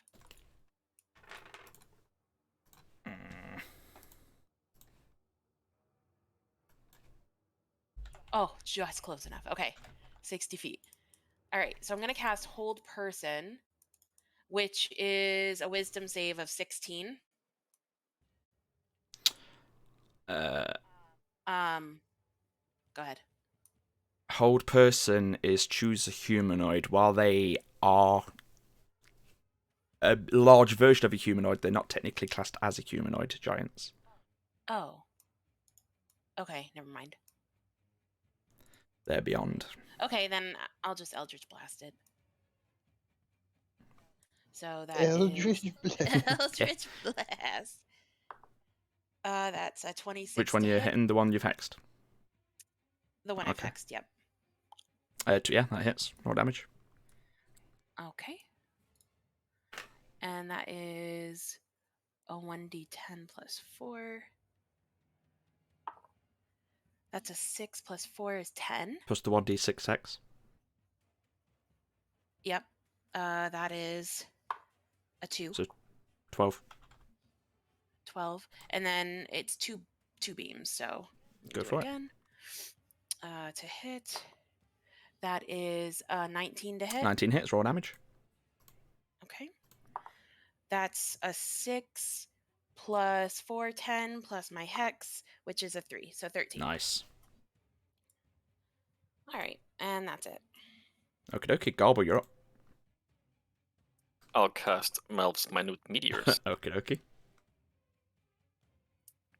and I throw one meteor each at the feet of these giants. Okie dokie. It's a dexterity saving throw of 15. What's your range on that? 120 fine. feet. Okay. Dex save. These are big and slow, so that's not going to be good. Oh, are they now? That's a 14 for the first one. And a 12 for the second, so both fails. Okay. So the damage Hello. Holy shit, he's will back. be 7 each. nice. Yeah, you rolled a nat 20. Oh my gosh, that's incredible. On what? The Storm Giant. Guiding bolt. Yeah. Yeah, we're fighting storm giants. Welcome. Hell yeah. Oh, they're storm giants. Giants of the Storm. Damn. Giants on the storm. Looking at their aesthetic, I would assume so. Anyway, Uh, is that your? Sidebar, real quick. Is this room meant to look like an eye? Because it looks like an eye. It was more meant to be runic carvings, but Or boob. or boob, Or or boob, boob depends yeah. which one you're gonna go for. Survey says. Boob. Titties. Titties. Sorry, Garble. Is anything else you want to do? No, after those 7 damage for each of them. Okie dokie. Ashran, you're up. You're currently floating 20 feet in the air.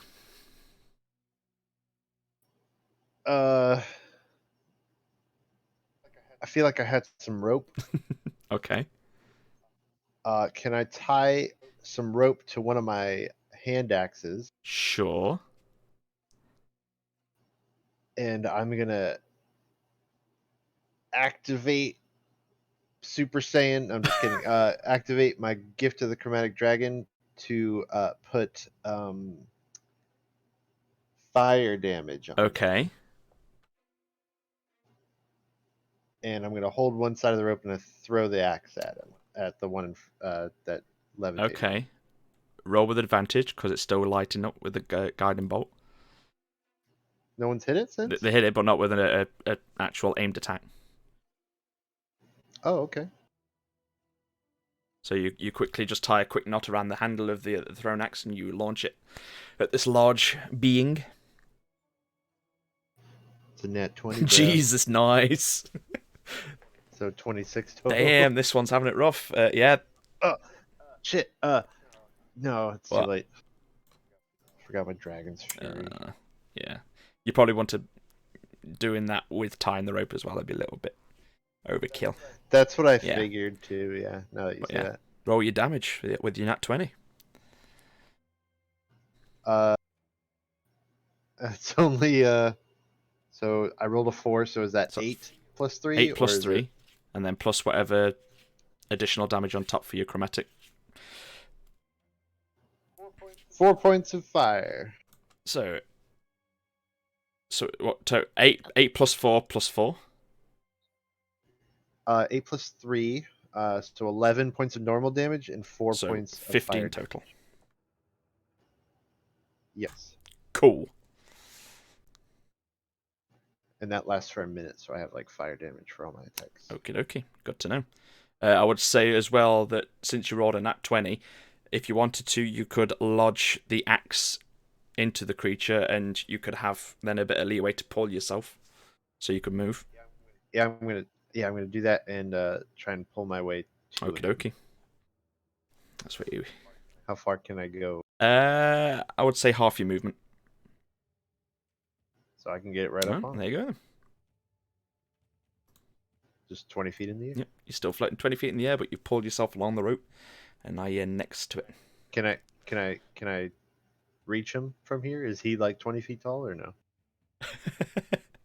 He's Or are we going at an angle since the axe is in him? he's huge. You are like 20 feet in the air, so I would say, yeah, you pulled yourself down 10 feet, so you're about shoulder height to him at the minute. Okay. I mean, I'd probably. Nope, I didn't mean to hit him. Ah! You're in his square. How rude. Sorry. There you go. Cool. That's your turn. Now it's Fernan's. He's going to turn around and go at the other one. Ba-ba-ba-da.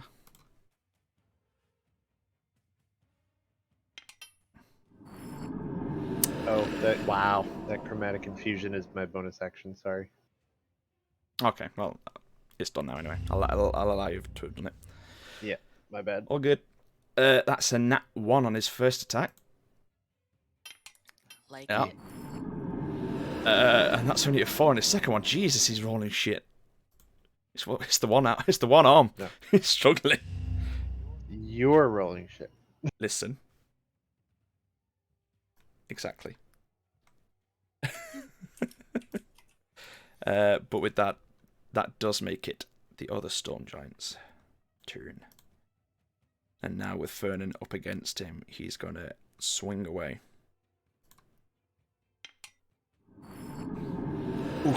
Father. That's a 32 to hit. Fucking hell, that's fucking crazy.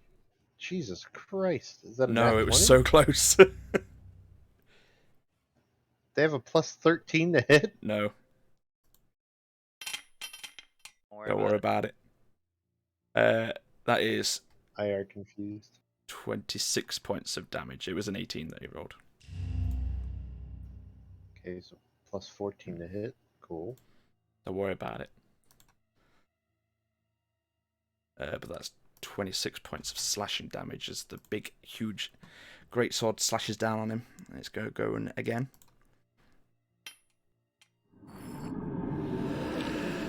Hits again. Oof. And with 2 huge, meaty swings, your father drops unconscious. The fuck? But that is... They just had their warm moment. Well, that's what the warm moment was for. Now he can rip my heart out. He's only unconscious. Sorry. You've all been unconscious so far in the campaign. But that is the Storm Giant's go, and Dulder, it is your turn. Oh, you don't say. Right, as a bonus action, I'm going to cast Shield of Faith on Azran for plus 2 Okie AC. dokie.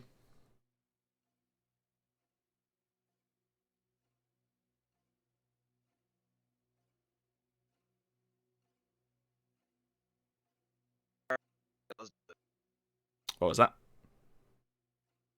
Walking up to there. Apparently, I'm cutting out a little bit here.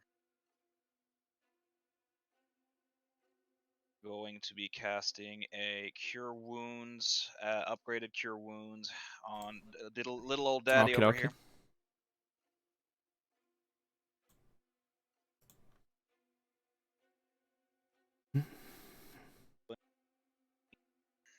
Sorry, what was that? You cut out again. Apparently, my setup here is not enjoying it. But yeah, I heal for 18. Okay. Breath finds his chest once again as he kind of opens his eyes and blood trickling out of his mouth. Anything else you want to do? That is my move, my bonus action, and my action. So Okie that'll dokie then. Dion, you back up. Oh boy. Oh, no.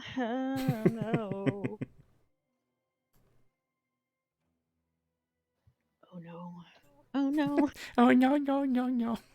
Oh no. So you said Azran is 20 feet above this giant? He's here? about shoulder height with this giant just floating in midair like a kite or a balloon attached to a rope.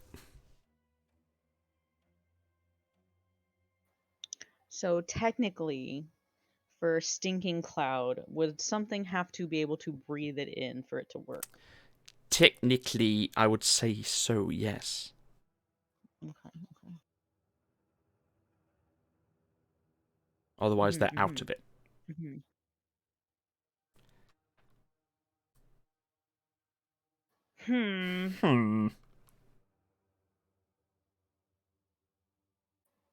Do the weapons that these guys are holding look like they're metal? Oh yes. Okay, cool. I use metal. Okay. I'm going to try to melt his Swarad. Oh my. Let's see. Trying to see like if I roll or it's just a concentration, and then the object takes 2d8 fire damage. If creature holding or wearing this object takes damage from it, the creature must succeed. Okay, so it's a con saving throw or drop the object. Okey-dokey. So the Swarad will take 10 fire damage, Okie dokie. and then he'll have to roll a save. con Yeah. save of 15 to not drop it.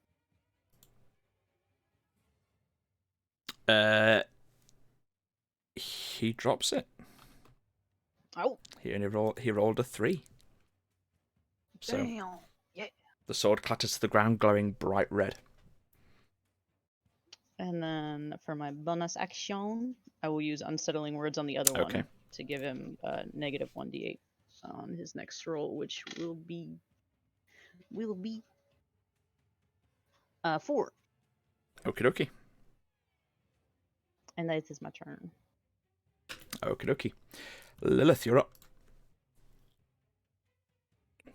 Going back to Azran, is he technically within 5 feet Yes. radius if he's... Oh, okay. Damn. That's why I didn't want to use Stinking Cloud on him. But that would mean that he is in melee, so you would get sneak attack if you hit him. Woohoo! Sneak attack gang. Woohoo! Right, okay, that changes things. So, Imagine not trying to hit your teammates. I with know. damage. Who does that? Yeah, right? oh, okay. Bear with. Okay, so to hit, that is 24. 24 hits, roll damage. Plus sneak attack, plus hunter's mark. Right, that is a 10 damage plus 5 plus 8, so 23. Yep, 23 points of damage on the first attack. Nice.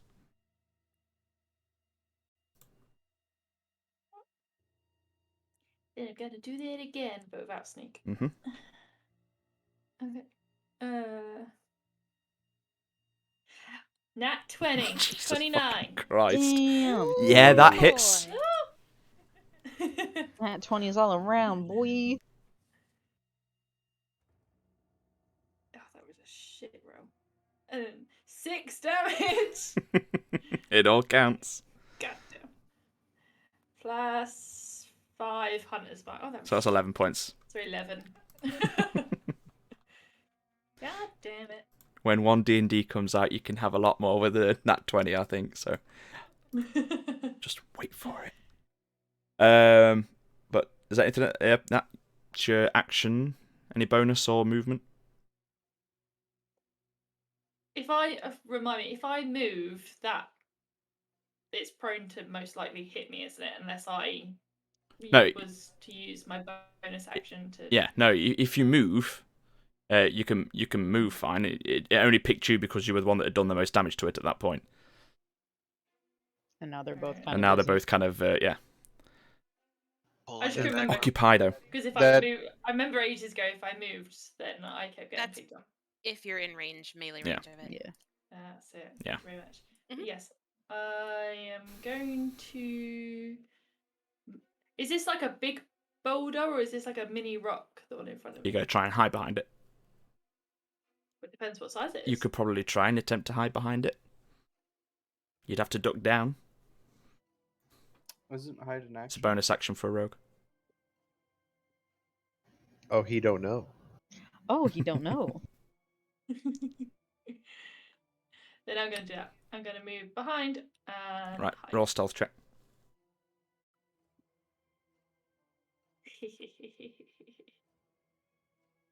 What is that? Plus 10. That'd be a 25.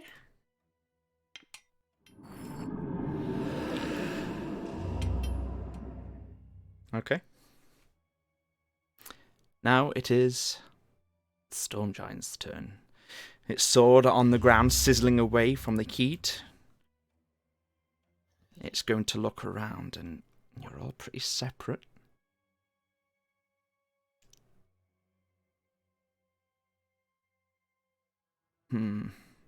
It's going to look at the one that shot the guiding bolt up its arse and did a shitload of damage, so it's going to go for you, Quithus. It pulls its hand back, and you see a lightning bolt appear within its hands, and it just launches it towards your feet. I need you to make a dexterity saving throw for me, please.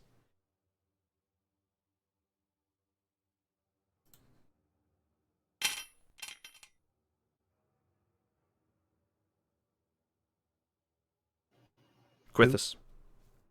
Oh, I'm Yes, so right. sorry. I didn't really do that. I forgot you weren't here for the nat 20 guiding bolt. Which save am I making? Dex save. Oh, well, that's a +0, so 6. Yeah, that's a fail. You take 53 points of lightning damage. Oh, Damn. goodbye. Fortunately, you're all spread out, so I couldn't hit more than one of you. It's almost like we learned a lesson. Yeah. What? Us learn? But that's all it can do for that go. Which actually brings us to Quithus. So you need to make a death save for me.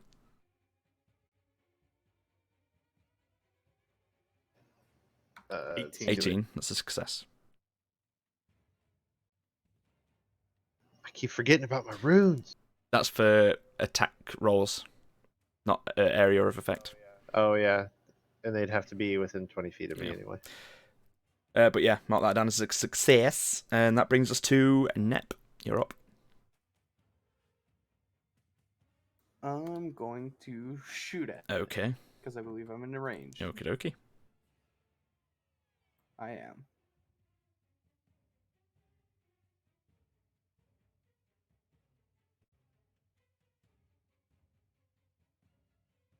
Dirty 20. Dirty 20 hits. Roll damage.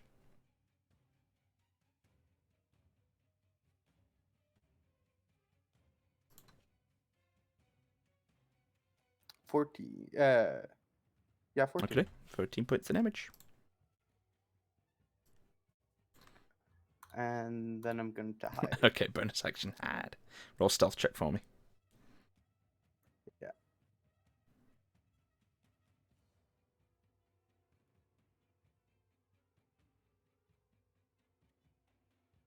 $11. Okay. You think you're hidden. Ayara, your turn. Okay. Hmm.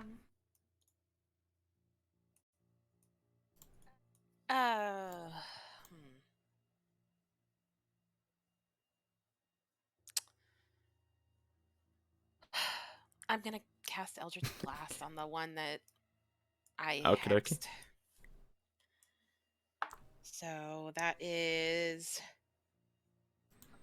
a 14 plus 8. Yeah, to that hit. hits. That's okay. And then 1d10. That's 8 plus 4, 12 plus 6, 18 points of damage. Nice. Yeah, and I'm gonna do it again. Go fucking do it again. All right. Oh, that's a nat 20 to hit. Yeah, 28 that to hit. hits again. Does that mean I get double? You damage double the damage or double the dice. It's up to you. I'm gonna double the damage. Okay. So Is that a smart? Is that what you like? you what just would- roll. You just roll the dice. Whatever you roll, double it. Okay. So the 1d10. Oh, a 10. So- So 14. Nice. And then the 1d6 is a 5. So 19 times 2. So no, it's only the dice that are doubled. So you rolled a 10, so that's 20. Then you rolled a 5, which doubles to 10, so that's 30. And then plus what's the additional things you add to it? Plus 4 is the Yeah. modifier to So the that's a 10. total of 34 points of damage. Ooh, that was That was good. very. Plus X. Plus what? Hex. Yeah, I think that was the plus 10, plus 5. That was the plus Oh, 5. I'm sorry. That was the Yep, hex. you're right. Okay. Okay, so that was my Mm. action, and that's. Hold on. Can I do this as a bonus action? I don't know. Is it any bonus actions? I don't know. Hold on. I forget where those are. Should be below actions. Bonus action. Oh no, I can't. Okay, that's it. Okay, Garble, you're up. And as you can tell from my I wonder what this careful is. calculations, Okay. that should encompass him. Hmm. Just making sure. That's a better one, I think. Yeah. So, Garble prepares a fireball. Oh. The Feeling hits adventurous today, are we? nothing but the Entire giant, team no one else. experiences PTSD and starts having flashbacks. So that's a dex save, yeah? That's a dex save, yeah. That'd be a 12.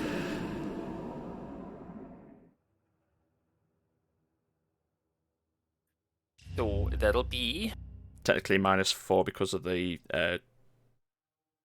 thing on the thing, so that's actually an 8, so still fails. right. Well, it's gonna be a 24 damage. Okay. Plus 2 of those meteors flying around my head will shoot towards his feet, but Avoid it's the a others. 5. Yeah, it's gonna be like right. And that, Something like there, Okay. kinda. good call. That's dex saves as well, isn't it? Yep. Oh, for that one, he rolled a 19. Boo.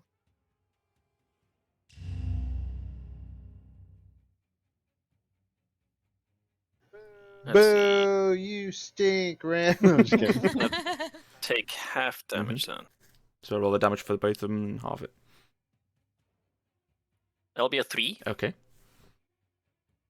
3 total for both? Well, at least for one of them. Okay. You want me to roll for the second one? I'll just count it as the single thing, just so it speeds up along. Well, the second one got a 9. Okay. So half of that is 6. 5. Yeah. I was going to say, 5, 6, half of 3 and 9. 8. Oh, I was doing for both. I Yeah. guess. So 8 damage total. She was total. Alright. Do you want to move?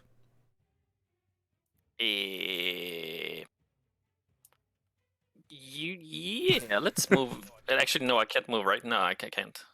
Why can't you? Isn't moving like a bonus No. action if I haven't done it before? No, you have an action, a bonus action, and a movement. You have 3 things. Okay. Well, then I'll move. Right. Move away.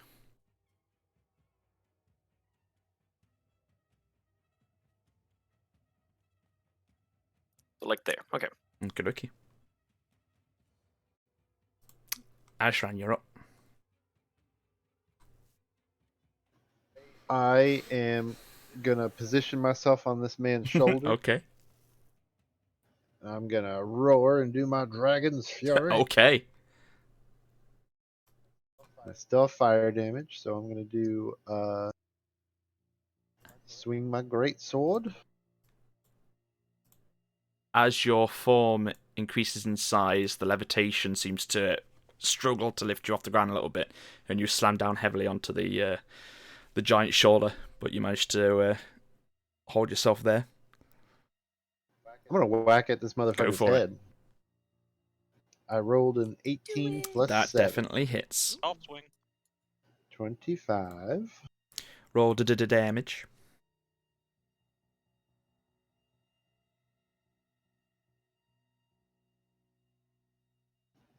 Okay, so the hit is 17 points of damage on the hit and 2 points of fire damage, so 19 total. Okay. Then I'm gonna swing again. Go for it. Oh shit. 18. 18 hits. Roll damage. Fuck yeah. I rolled all 3 6s. Nice. Nice. That is 22 points of normal damage and 1 point of fire. Okie dokie. Whoop, whoop. 23 points of damage total. And Go on. just looking. I already used my bonus. Never mind. Okay. As you swing twice into this huge giant, it seems to kind of give you a sideways look before it slowly starts to go down onto one knee and just stays there. Oh, Next up, it's Fernan's go. He's going to stand up with half his movement and again try and just desperately try and... Actually, no. He's fucked up. He's going to use his action to disengage and pull back a little bit. He doesn't have any ranged abilities. Well, it doesn't matter because he can't do it because that's his action.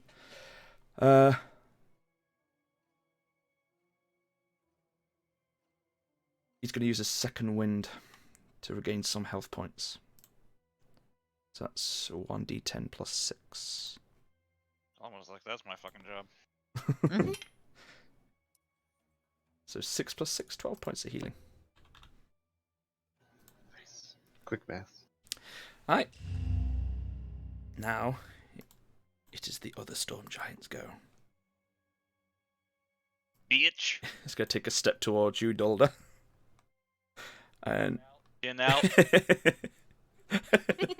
it's going to try and hit you. Try being the operative word. Does a 24 hit? It does. Serpentine! Heals up. You take 33 points of slashing damage as the sword just swings down and clatters into you. Okay, Good that's, chunk. that's manageable. And that's going to swing again. Oh No. shit. That's not manageable. Yeah, that hits. It's a 32. Barely, but yeah. And that's 28 points of slashing damage. He's Ow. not down, is No, he? he's not down. No, I got 10 health left. Okay, it's like, that's our healer! You got Having more. 71 max health Yeah. helps. We got one more. I'm down too. Oh no, it's me. For now. No, it's Dulder. Yes, you'll go. All right, Dulder's, while he's hunkering under his shield, real quick gonna flick his hammer back and point towards Quithos and cast Healing Word on him for 12 healing. Okie dokie. And then I will be casting a juiced up Cure Wounds on Okie myself. dokie. Getting some dice together. I'm gonna use my daily to reroll that one. Okie dokie.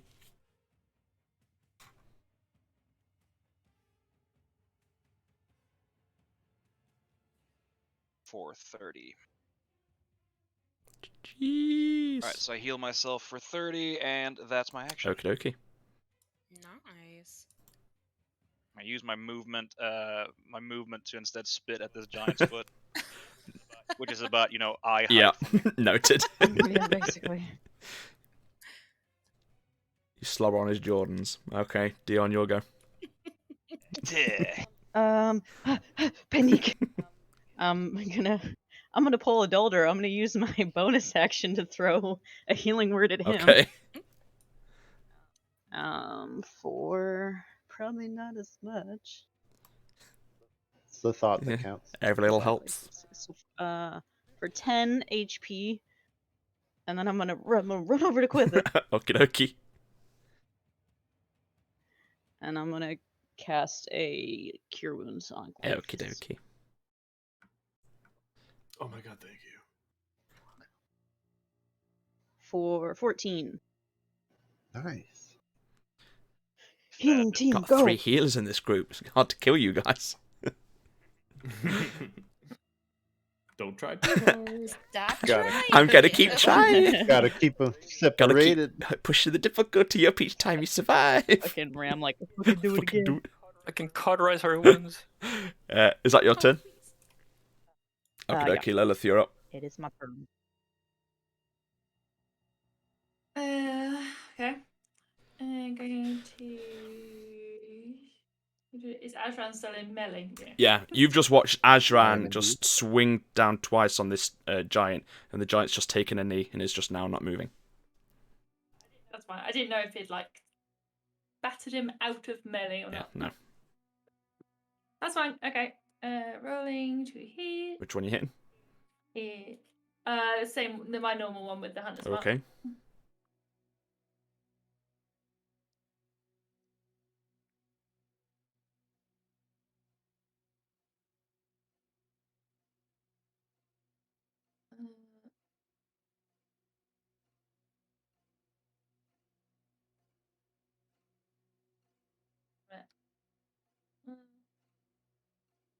Okay, yeah, I'm gonna go to this one instead, which is without the hunter's mark. Okay. 20 to hit. That hits, roll damage. 12.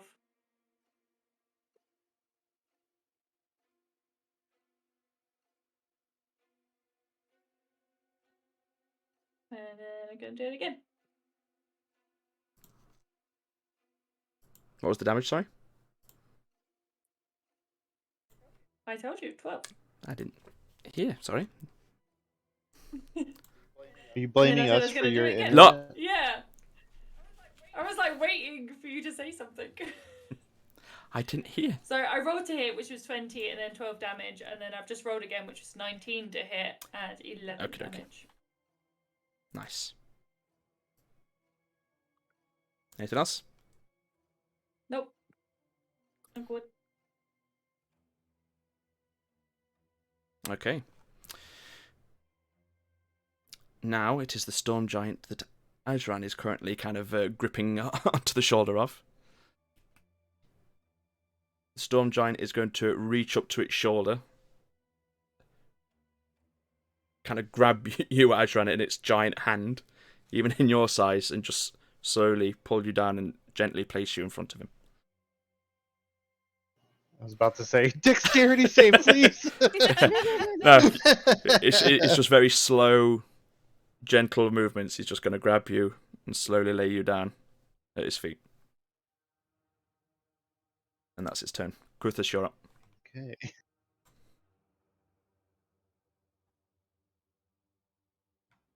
So we got the one kneeling and the other one still engaged in Mhm. combat. Mm-hmm.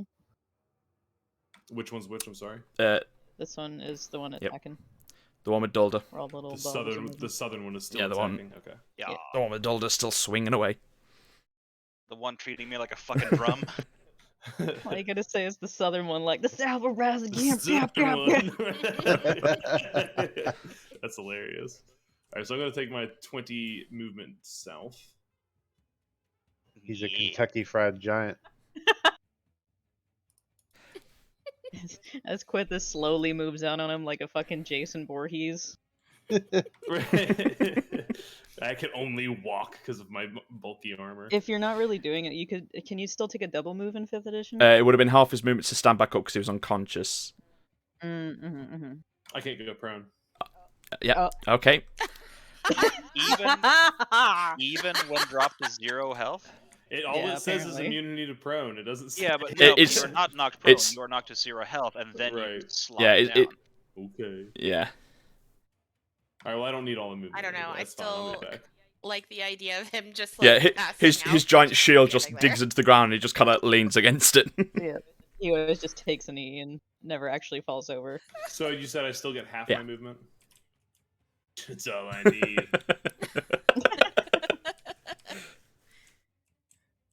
All right. Guiding bolt.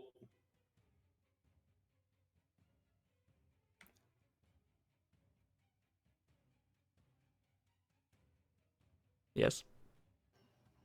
Quithus doesn't I'm fall working on it. I'm unconscious. working on it. He only vigilantly sleeps. Can I use my inspiration on that? I think you can use it on yourself, on your warcasters, you mean, or whatever it's called. No, I still have my inspiration that we were all. Oh, yeah, if you want to. What is that? It's just you could re-roll the attack. Oh, it's advantage. Okay, yeah, I'll do that. Much better. 25 hits, roll damage. Yeah, let's go. Let's go, baby.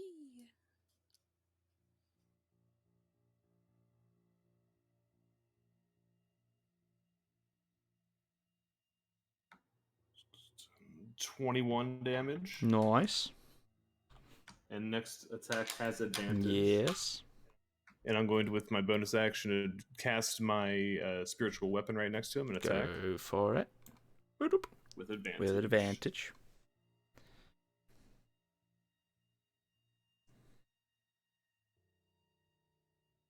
24 to hit. 24 hits, roll damage. Kill this motherfucker dead.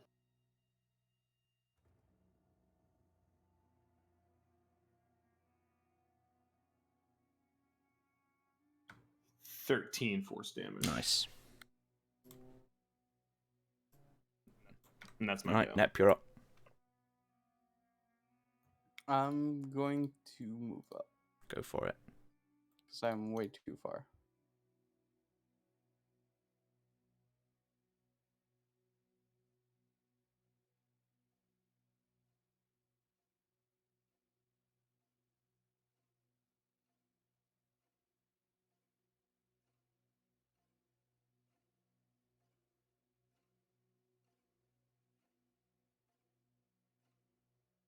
Mm-hmm.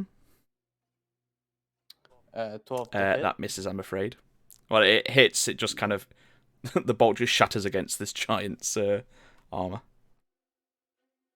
No effect. Well, that's it for me. Okie dokie. I'm not getting near those fuckers. Hey, all right, you're up. All right. How are they looking? They looking a little weary? They've still got a bit of life to them. Okay. I mean, the other one still looks like it's got life. It just seems to have just stopped fighting and just knelt down in peace. Okay. Well, does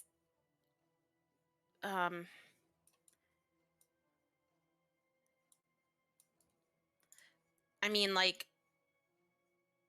so he's not fighting back. One of them isn't. The other one is still looking like he's an aggressive stance. The one on me is not fighting. Okay. But I can't move my hex over unless he dies, correct? Your hex is on the one they're attacking. Is it? Oh, okay. All right, I'm gonna cast Eldritch Blast. That was Hunter's mark was on the Yeah, top one, right? Hunter's mark's on the top one. Okay. Hex is on the bottom. It's just there's no hex marker, so I've just used the same. Ooh. Does a 14 hit? Afraid not. Okay, let's try again.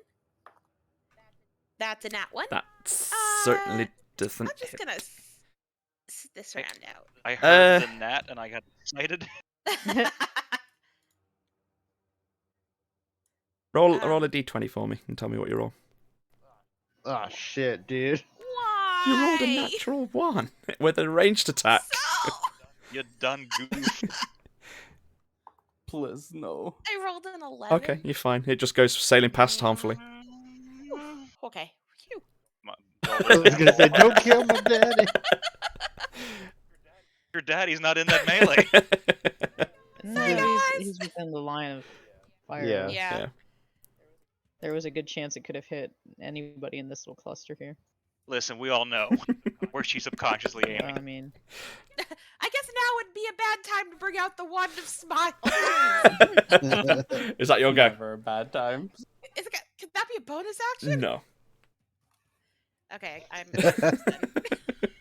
Right, Garble, you're up. Right.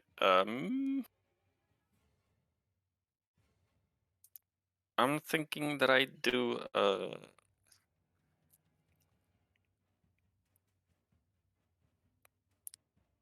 mind sliver on the closest one. Okay.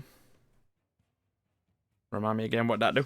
Which is gonna be intelligence of 15 saving throw. Okay.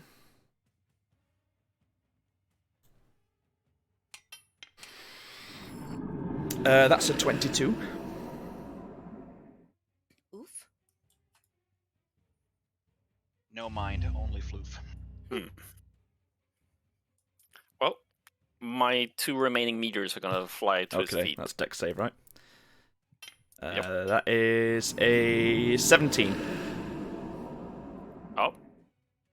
Hold on. Hold on. I'm gonna bend luck, Okay. So make me roll again. spending 2 sorcery points, and I'll roll a 1d4 and the Oh, penalty to you. Oh god. Oh no, sorcery point. Oh no. Oh no. At least I'm not near him. Doesn't matter, probably. Crap. That's gonna be a roll of 1. So your 17 is gonna be a 16, so you still save it. Oof. Okay. Indeed.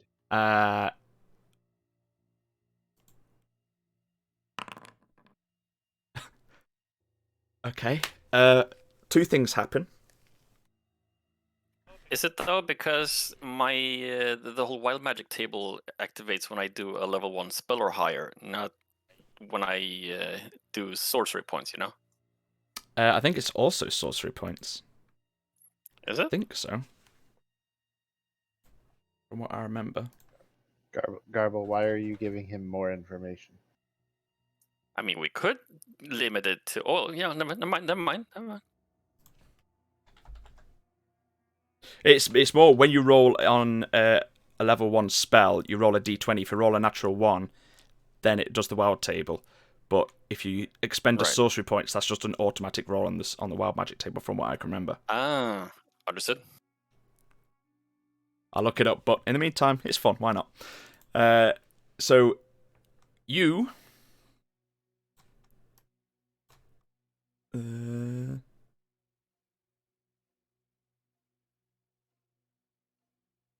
Sure, why not? You all of a sudden vanish and reappear here, and as you burst out of some weird like ether kind of gateway, Azran, you see a long beard made of feathers just explode out of Carble's face and kind of stretch down to his jacket top.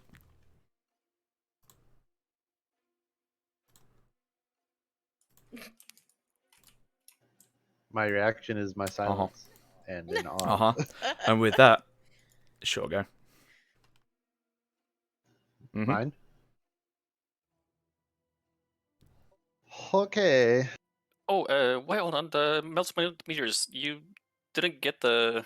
I mean, you saved it, but you didn't get the damage. Okay, sorry. Yeah, roll damage. Yeah. Let's see. First roll is 6. And second roll is 9, so 15, So, 8. and half it. Yeah, Yeah. Call it 8. Okie doke. Azran, you're up. I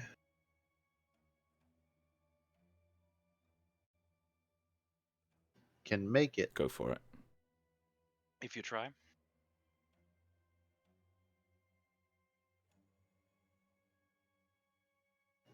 I'm gonna run up and do like a leap off the stone if I can add some flair. Go for it. Give me an athletics check. And swing up. Just for shits and gigs. It's not a high DC, it's just adding a bit of flair. Okay. 19. Oh, yeah. You go sailing through the air with your sword in your hands. I'm gonna swing Go at for it in midair.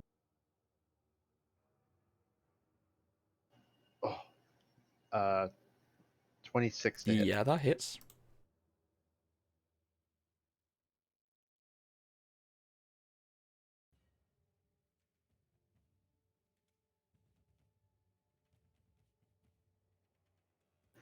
Uh, 15 points of normal damage and Nice. 2 fire, so 17 total. Nice.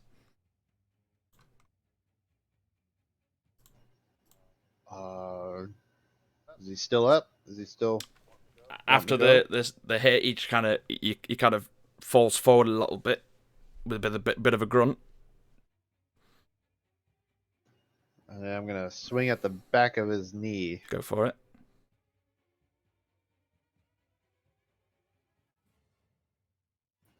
Ooh, 17. 17 hits. Fuck yeah. These are big, slow beings.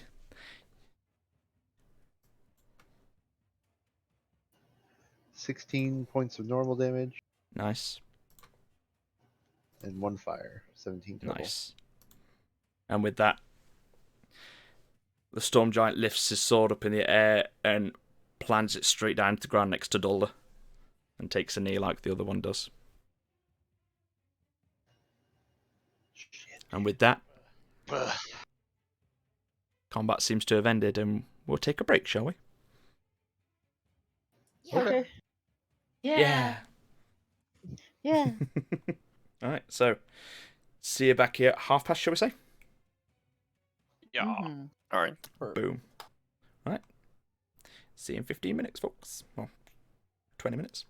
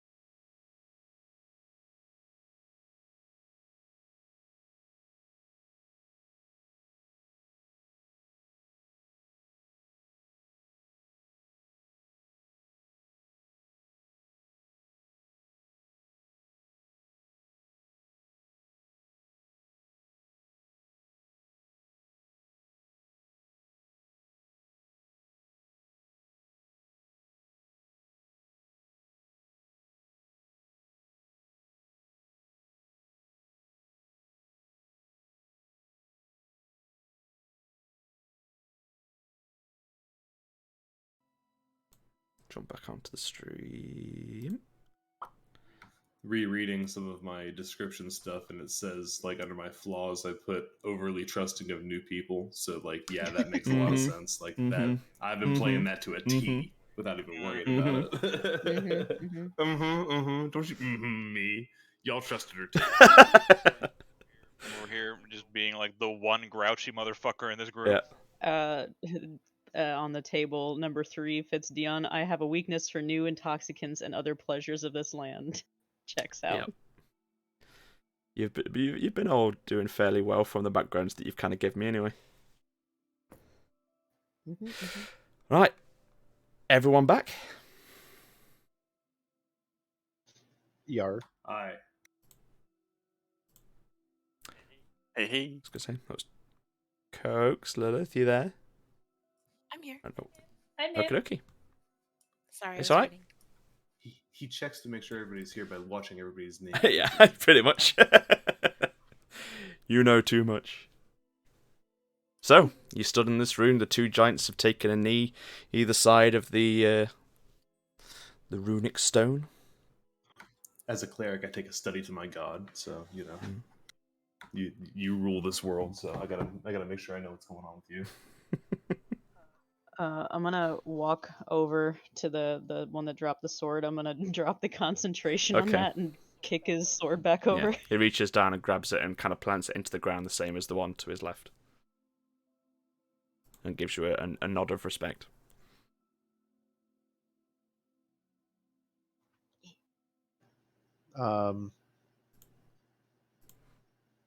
Is the thingy still in the center of the room? The orb? Like, is it still Yeah, in the the orb's stone? still in the stone. Yeah. Was I glowing this whole time or no? No, as soon as you kind of step back from the ruin, the glowing all stopped. Okay. Do they have any fancy runes? Make a perception check.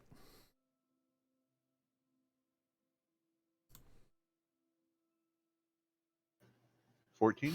14, you don't see any kind of glowing runes as such, but you do see on either hilt of the swords that are kind of buried into the ground, you see the symbol of Cord is kind of carved into the actual hilt itself.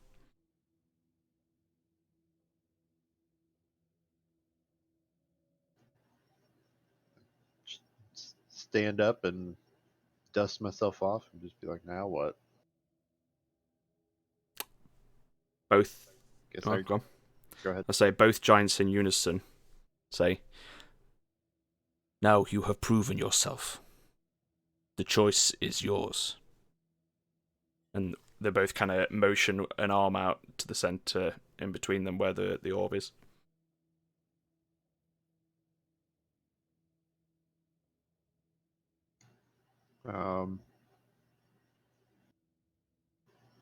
OC, you guys should I push the button? Push the button. Push the goddamn Push button. the button. I'm gonna do You it. gonna do it? Yep, hold on. Yep. Alex is trying to say something, but his mic or mouse is having Oh. issues. Oh. Quick, before he Push gets it, a chance push to it, say push anything. it. While No, you.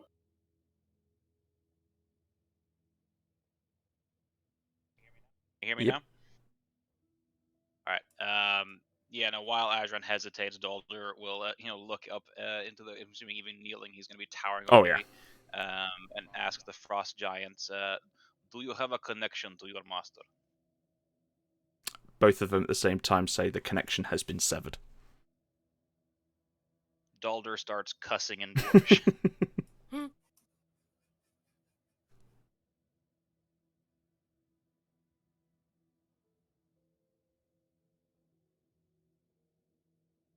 So what are you doing? I'm pushing the button. Alright. You walk up. Before, when you first kind of looked over the orb, you saw these kind of small little kind of ingrained kind of grooves. And now it's sitting flush into this kind of rock. You see it almost kind of matches a handprint. You lay your hand onto the orb, and as you try and kind of like move it slightly, you feel the orb kind of twist in like a clockwise direction, gently.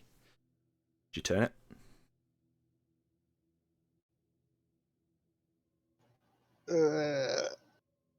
Fuck it. Go for Do it. Full send. Full send. Just I turn. A big pulse of energy rockets out from the center of this room. Huge wave goes barreling up the passageway that you walked into and back out into the world. And all the kind of glowing of the rock just dies off.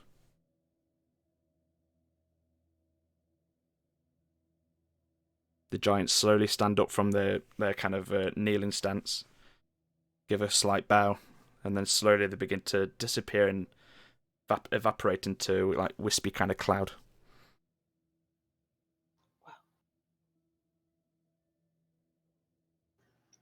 Did I do the right thing? We'll tell. Maybe we should go outside and look at the sky.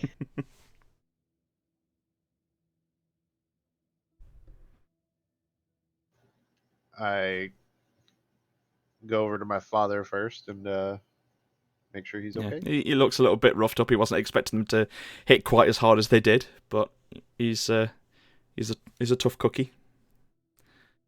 Tell me about it. Stud. And he kind of gives you a kind of look over as well. Are you okay? I'm fine. Not sure what's happening. I guess if this has something to do with the storm, maybe you should, like Dion said, let's go outside. Absolutely. So you all make your way out the tunnel? Yep. Sure. You walk down the passageway back out, and you can hear slowly as you start to kind of approach the kind of entrance to the tent. You start to hear like the murmurings and shouts from the beach. As you kind of push the curtain or the entrance to Ajran's father's tent to the side and step outside, you still look up at the sky and see the black grey clouds, but strange kind of ripples are starting to kind of pulse through the air. And the clouds are slowly starting to break apart.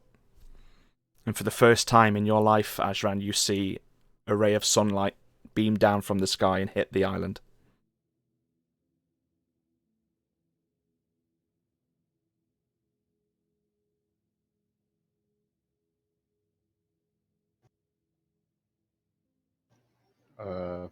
I nervously bask in the sunlight, I guess. And you stand there watching for the next few minutes as the storms slowly start to kind of fade away.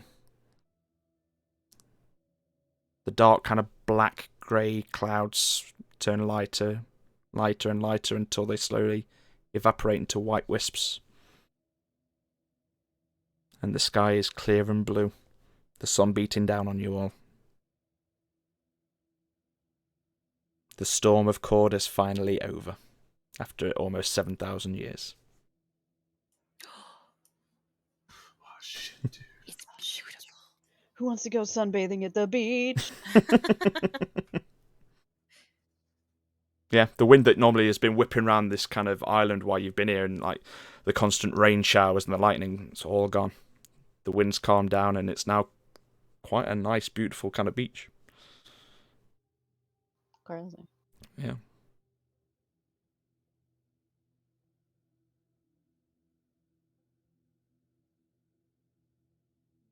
A few of the clans start to kind of look around at you all as you kind of emerge from the tent, and a few of them start to kind of come up saying, "What does this mean? What's happened?"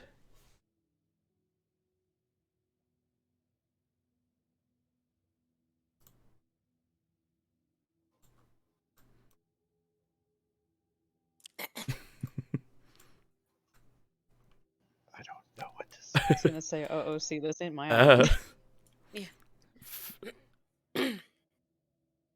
I don't really understand why it's like I understand what I did is what caused the storm to go away, but I don't know what it means. Like, what do you? I don't know what's. Yeah. Fernan just kind of holds his hands up. We have no idea what this means.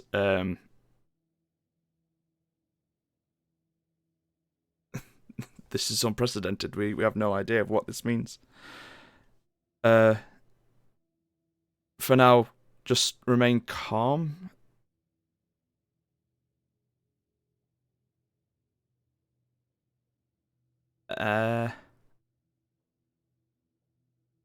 Ajran.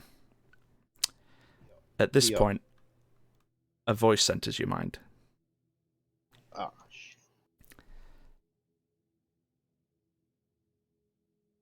It's Marcus. And he seems a little bit panicked. He's like, what happened? Have you guys got anything to do with what's going on around the continent at the minute?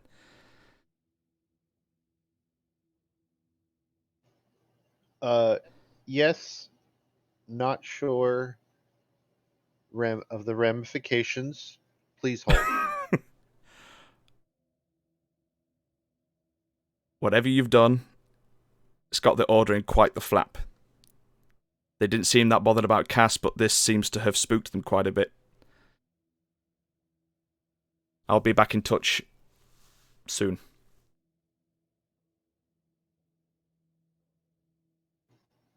Sorry.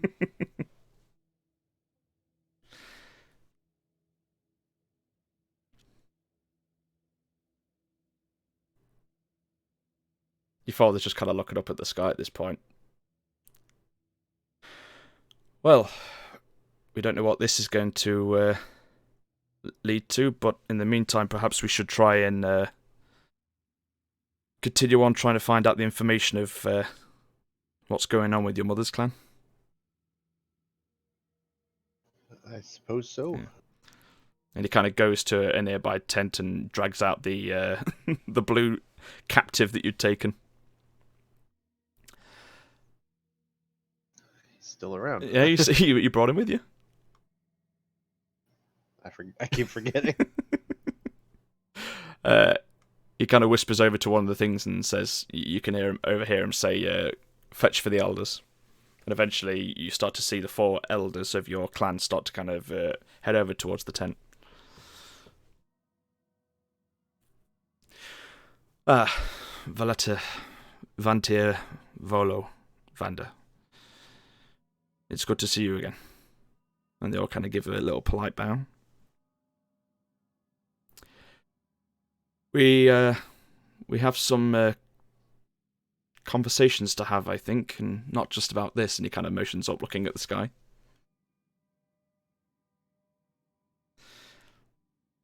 This one, and he kind of grabs the blue dragonborn's face. This one's missing a tongue. We were wondering if you had any methods on how to get him to talk. And Vantir, the one that you spoke to earlier, Garble, with the kind of farmer's kind of hat, just kind of rubs his chin slightly and kind of reaches into a small satchel. I have an idea of how we can get him to talk. It's a little extreme, but you don't cut the tongue out of an individual if they know nothing. If you want answers, this could be a way. And as he reaches into the satchel on his hip, he pulls out a small green item, about the size of a ping pong ball.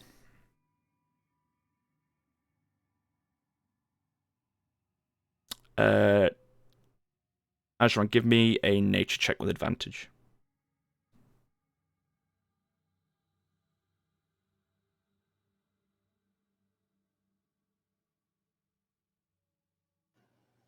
I rolled a 3 and then a nat 20. Damn. High Plus- highs and low plus lows. 0. It's still in that 20, and you know what these are because you fought a number of creatures that come from these in the recent days. It's the egg of a Kimura worm. Vantir kind of says, a Kimura larva replaces its host tongue. If we place one in the assassin's mouth, it could work as a substitute for him to talk. He won't be winning any singing contests, but it should be enough to glean some insight. If he answers the questions you have, we can remove it, or we can put him out of his misery. If he refuses, the worm stays in and slowly eats him from the inside out. And the blue dragonborn just starts to squeal in his gag. Dion quietly gags in the background. It's a little barbaric, but he may have willingly sacrificed his tongue to his allies. It may take an extra show of force to bleed out anything from him. What's stopping him from still not speaking? He could just lie to us. He could. There are ways to make sure that someone tells the truth.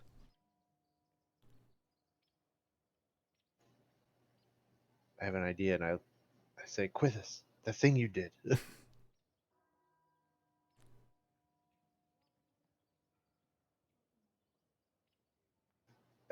I said, Quithus, the thing you did.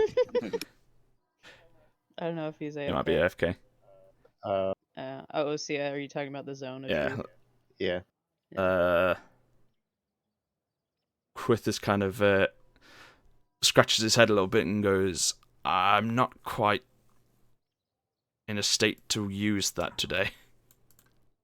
Sorry, I'm Welcome back. You good? Sorry, I had to run No the worries. kids. No, yeah, I don't have Yeah. I don't Zone have of truth. that active right now. Yeah, I don't even Gotcha. have it either. I could detect if he's telling truth or not. I mean, you could also roll insight checks to see if someone's telling the truth. Can do Roll what? insight checks. Insight. Yeah. Well, let's get it over with, I guess. Vante gives a nod and kind of looks at Fernan, who slowly pries the blue dragonborn's mouth open as he starts to struggle in his bindings. He pops the egg inside before holding his jaw closed tight. Almost immediately as the egg touches the warm, soft flesh inside his jaw, you hear a sickening plop. And the assassin's eyes opens as he screams, muffled in the gag. Blood pours from the slight openings around his mouth, and Vantir releases it. And the assassin falls to his knees, spitting out the blood across the ground. Where the vacant air in his mouth was, now sits a writhing worm. Small spines have dug into the floor of the mouth of this individual as he screams. Oh, fucking heck! Ah! Hello. He just spits another glob of blood at your feet. A punch. Okay.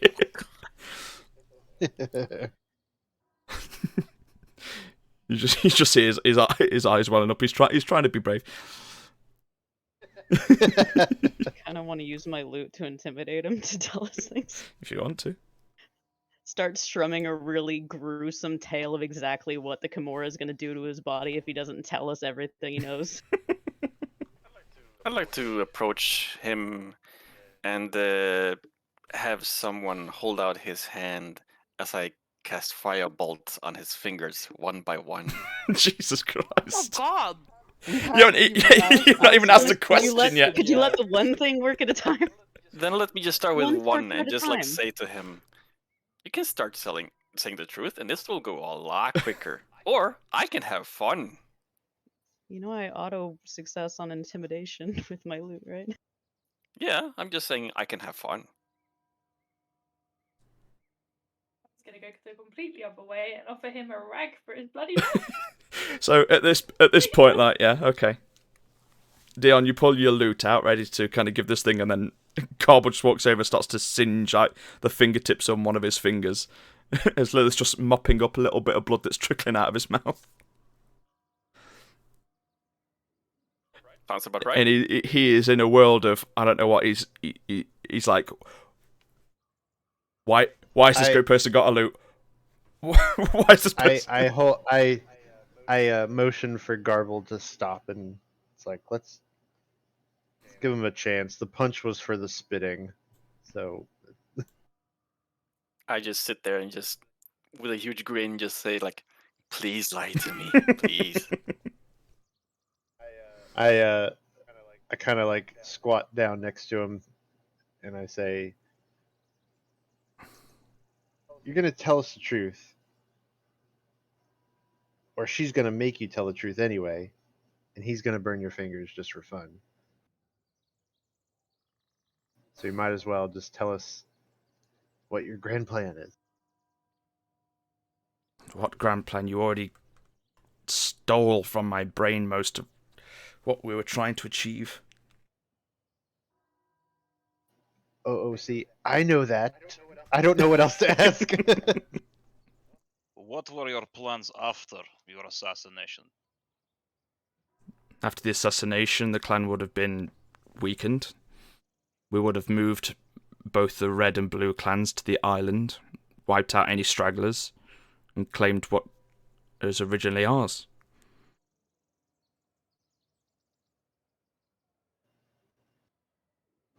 And what do you think is yours? I'm pretty sure you know what it is. The skull.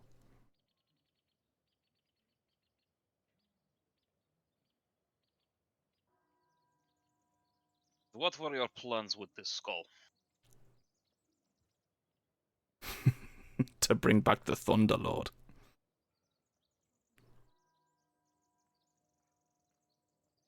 Oh, I guess it would be a real shame if somebody just, I don't know, destroyed it. Have a bunch of little pieces.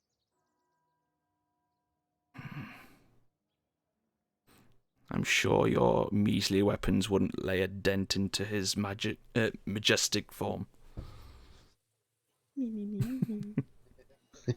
Intimidation.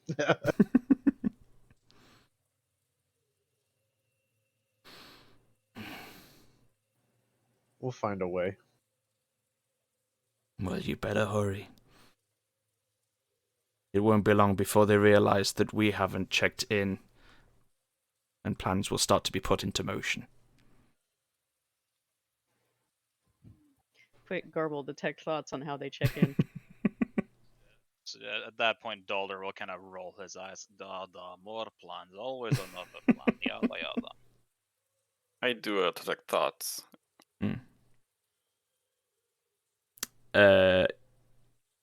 You know that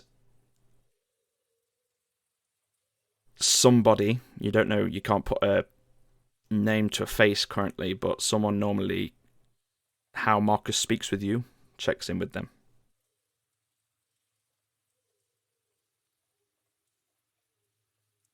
Can I probe and see if I can recognize the voice of this If you want to person? probe in deeper, it's a saving tip. Yep. Wisdom 15. Mm-hmm.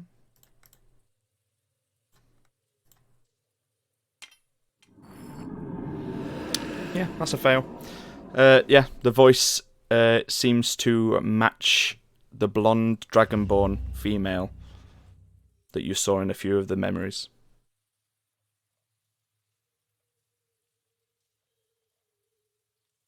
Or convey this information.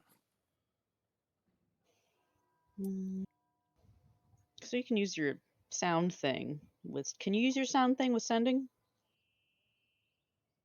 I can make thaumaturgy, but I don't have sending. Can you use your sound thing on somebody else's sending? It's not quite how it works. Dang. I could, for example, create an instantaneous sound originates from a point of choice of range, meaning that I could make a sound that imitates what I just heard coming from where someone is technically having the area of their head. So if someone is talking back to someone, it would then sound like this thing. Sending doesn't have to be a verbal thing from what I know. I think people can talk in their head. Yeah, they can talk in their head, but isn't it there's a stipulation for it with a creature in which you are familiar.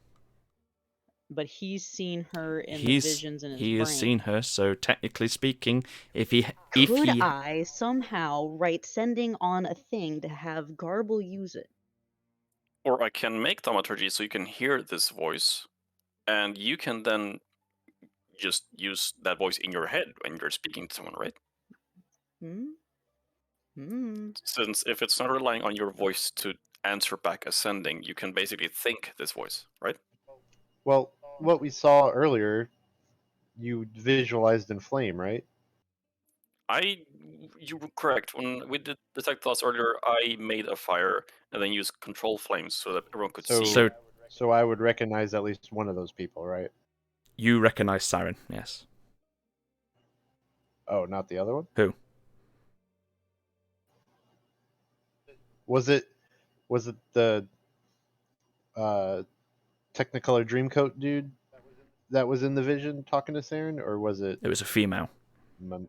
You gather it was probably your mum, but you've never ever met her. Oh, I've never seen her. Yeah, that's right. True that. But you've all seen Saren. Sure have. I guess for simplicity's sake, as we're talking to this person, I cast a tiny little fire with a firebolt and use the control flames so everyone can see what he's thinking. Like earlier. Okay. I would say you've kind of dragged him down towards one of the kind of bonfire kind of pits, and you're using that. Yeah, controlling flame on the bonfire. Okay. It's a very kind of it's not exactly the most majestic looking illusion you've ever created before, but it's enough to kind of get a rough idea of what he's kind of picturing in his head. So we kind of know what that is, and then OOC, did anybody in the group know what the symbol was on that Lilith cut off the armor, or? Yes. You know, that's the symbol of Tiamat.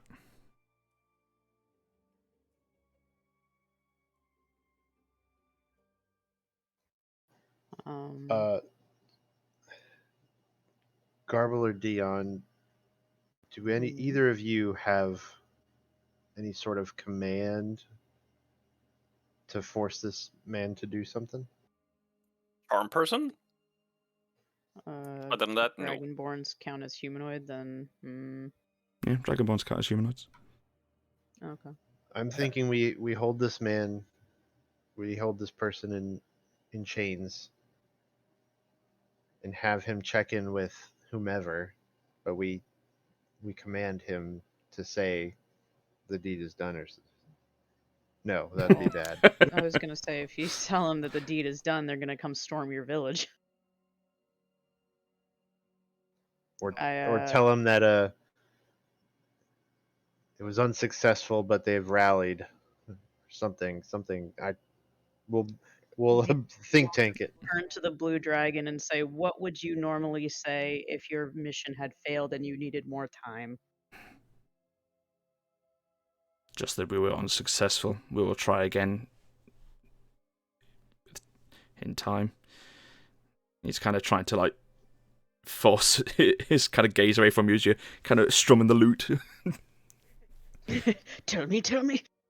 I'll check to see if he's truthful. I was gonna say insight check on that. Check on that. Sure. I mean, I should be able to just tell, right? Dirty 20. Dirty 20 as well. He's partially telling the truth. He's trying to fight as hard as he can. I know it's like an automatic success with the loot, but you can tell that this individual has been trained probably from birth to not spill any details, and it's really trying to force himself to get around your gaze. Mm-hmm. Truth, but not the whole truth. I'm still detecting his thoughts, though, right? Because it hasn't gone a complete minute since I started it. Can I see that he is squirming in his brain? Yeah, you can see a squirming in his brain, and you also see that this individual wasn't the one that was being spoken to. He's just a grunt.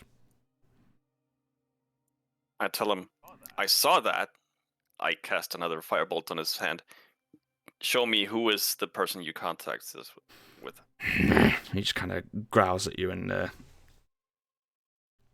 snarls his blood-stained teeth over at you. You see an image of a very large dragonborn that you killed. That was the contact. I tell everyone else, and I show his face in the bonfire.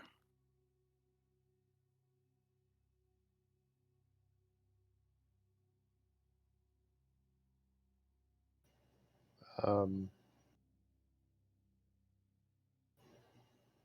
know what to do. Fernan kind of, after seeing this kind of weird dragonborn appear, that creature, what is he?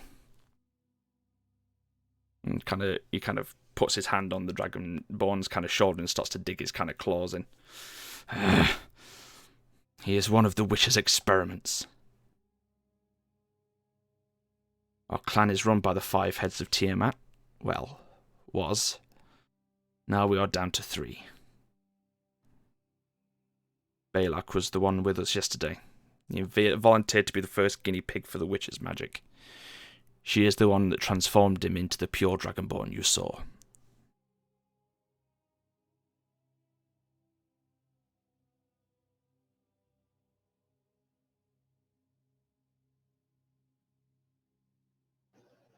This witch's name, what is it? She calls herself Saren.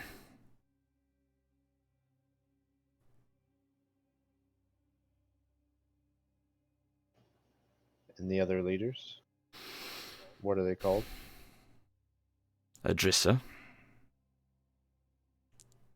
And at this point, he is looking round, and his eyes fixate on a figure that's kind of approaching up the hill. That one used to be. And you turn around and see Natrok walking up the hill.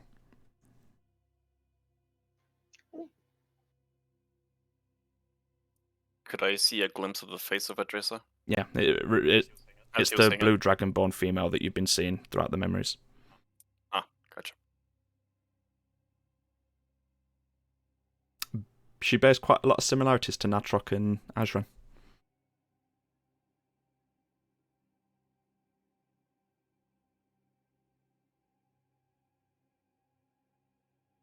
This vision shared. Are you sharing this? Oh, through the fire at least.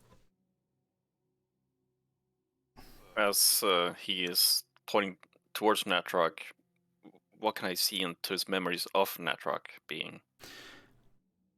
I push and probe. Okay. You've kind of worn his brain down at this point, so I'm not going to do a roll every time you push in. You see a bunch of blue dragonborn furious. You see a couple kind of showing up with blood on their hands. And they seem to be talking about a traitor.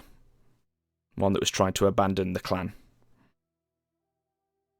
To lead many along with him. And as Natrok kind of gets close by, the blue dragonborn is kind of like trying to almost like break free his binds and try and like snap at Natrok as he arrives. I flank him with my dad and I push him down. Okay. Like hold him down. Trust the traitor to be here. Traitor to some.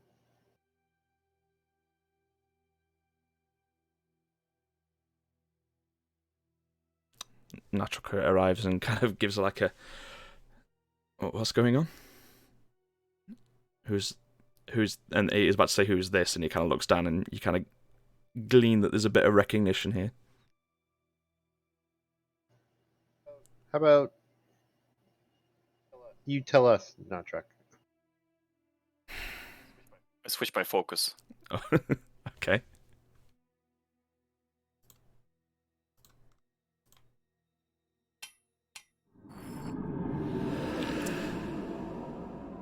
I was once one of. Go on.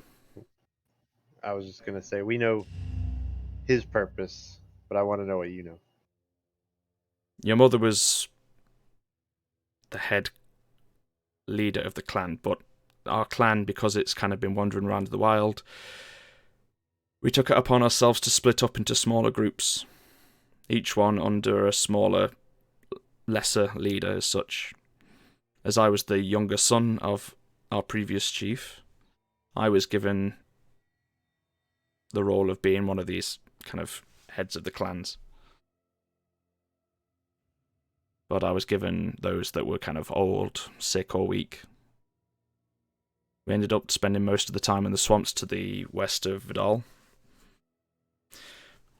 We did things I'm not very proud of, but it was all in the need to survive. But word reached me that your mother had started to try and bring back the chromatic dragons, and for me that was just a step too far. This world is well rid of them. So I started to speak with a few contacts within Vidal to try and take those under my control and command and find a more permanent home for them. That's when I met your brother, I assume, and he kind of looks over at you, Lilith. I spoke with Eli for a time and organised safe passage into the city. After I'd done that, I returned to my people in the swamps, and when I returned, they were dead. They'd all been skinned and hung from the trees in the swamps, and I was alone. I returned to Vidal, and that's where I remained until you showed up.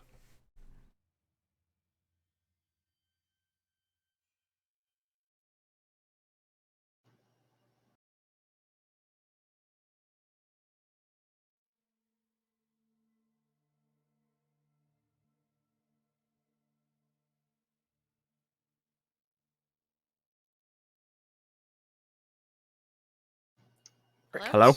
Have Hello? have they gotten in contact with any other clans? As far as Is it more than just the red and blue? as far as my knowledge goes, I didn't even know they'd contacted the Red Clan at that point. It's possible there are other clans that wander around in the wilds. And Fernan at this point kind of goes back to the Blue Dragonborn. Are there any other clans? And the Blue Dragonborn kind of spits out a little bit more blood as the kind of worms continue to wriggle in his mouth. Not yet. How much time is left on my detect thoughts? I'd say this it's point? coming to an end now. I'll use this last piece of focus and I check what he means by probing and by this last sentence he had made. You see, Ram, is it Go on. possible for me to have done a insight check on Natrox? Oh, yeah. That, Yeah. bringing back chromatic dragons were a step too absolutely far. go for it. Oh yeah, conspiracy caps. It's a 27. 27. Yeah. You can see that he seems very deeply troubled with some of the things that he's probably done in the past. He's probably lied, cheated, and stole just to eat. The wilds aren't very forgiving for the clans that just kind of wander around, and you kind of gather that he's probably stolen from a lot of people. But then when he started to kind of hear that his sister was trying to work to bring back the dragons who once lay waste to many cities across the world, he was like, nah, and decided to bail.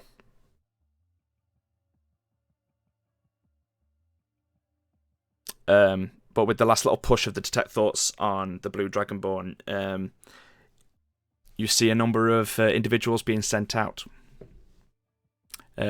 quite recently.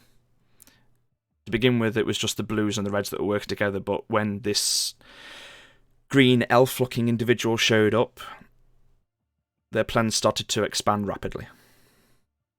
And it seems while this individual known as Adrissa was like the main leader of the red and the blues, as soon as this individual showed up, she started to take more of a back seat and wasn't quite as favoured.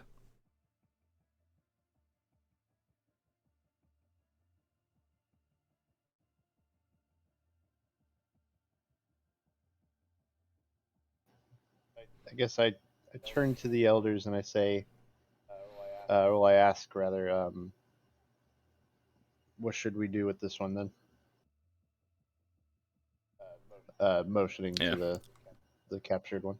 At this point, Volo, your former tutor in combat, kind of steps forward. The remains. You said you need the skull. Where are the rest of them? And he kind of, as this kind of figure's now kind of been pushed onto the ground, he's kind of putting his foot on his chest and slowly kind of pushing in. They've been assembled in the lair.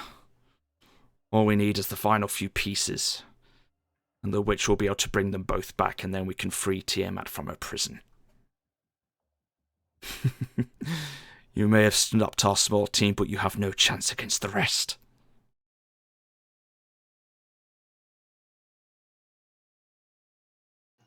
Where's this layer?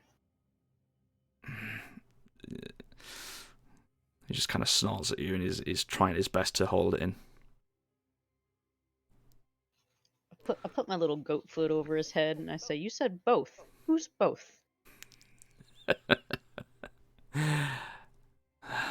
I've already told you enough.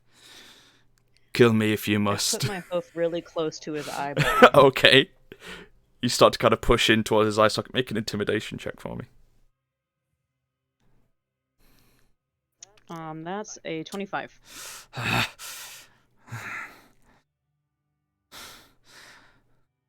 Tintrock isn't the only one.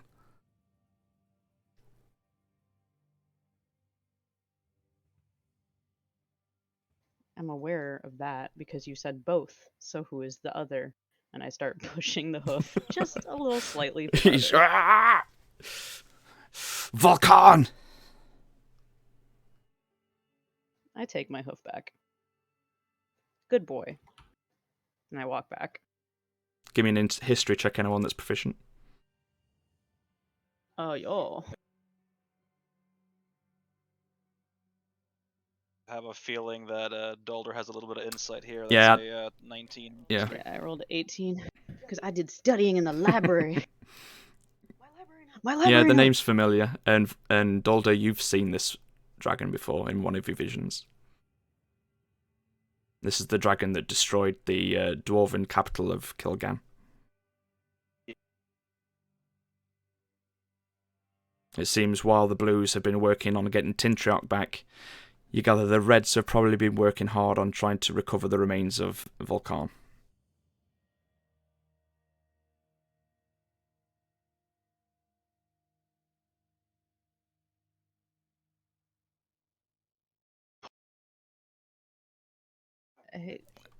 Hang on. I think my thing's breaking up. No, he's gonna try restarting his Discord or Okay. something because I don't know what's going on. It's either the Discord is messing up or the button on his mouse is starting to die.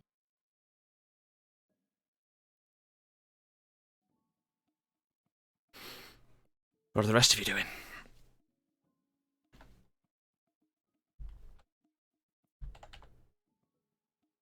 I'm just I'm trying to look up notes. in the background, staring at this guy, and just letting the little spider crawl around on my fingers. Okay. Alright, let's see if it's any better. Welcome back. I'm here for intimidation purposes only if needed. That's it. You gather with a huge group of people around him, all doing random shit that he's pretty intimidated at the moment. I don't know if you're talking, Alex, but we still can't hear you. No, not yet. Dolder will lean in. Do you have all the pieces for the red one? Not yet.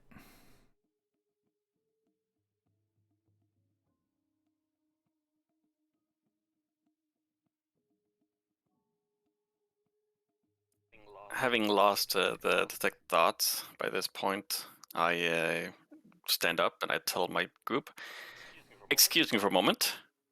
I walk several hundred feet, Okay. and then use sorcery points to convert and get 1 spell slot back. Okay. Hang on, just for shits and gigs. Well, do I believe him? Right, roll it. Let's do Roll that an insight first. check. 17.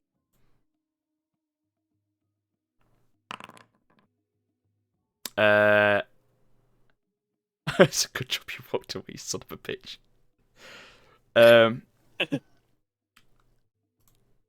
I would say give me a D20 roll.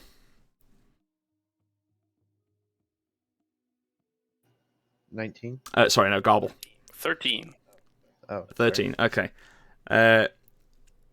You're kind of in the center of the town at the minute. Note I said several hundred feet. You walk several hundred feet away. Well, let's say it's 200. Okay. I guess. I know that me being crazy does Yeah, crazy you things. walk down to the edge of town. Then I'd say near where the livestock pens are. Right. And as you kind of stood next to this kind of pen where there's probably only a couple of cows left after all the attacks from Vulcan, a burst of necrotic energy just radiates from out without you, and one of the cows just drops down dead, and you heal.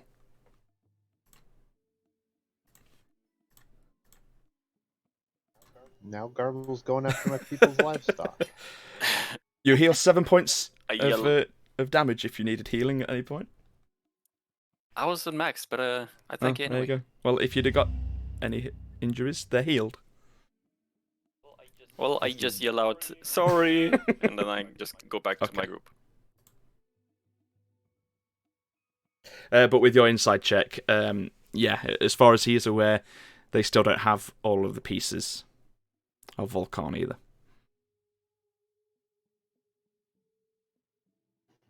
Was that my Yeah. inside check? Oh, okay. But you don't know how long they've been away from the lair.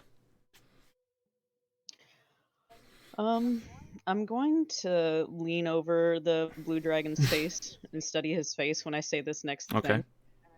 And I say, wouldn't it be so crazy, you guys, if their lair was in that weird cave where we found Saren? You know, that one in the middle of the ocean, the pirate one? He just looks at I'm gonna see if it's... he looks at you changed. confused. Yeah, never mind.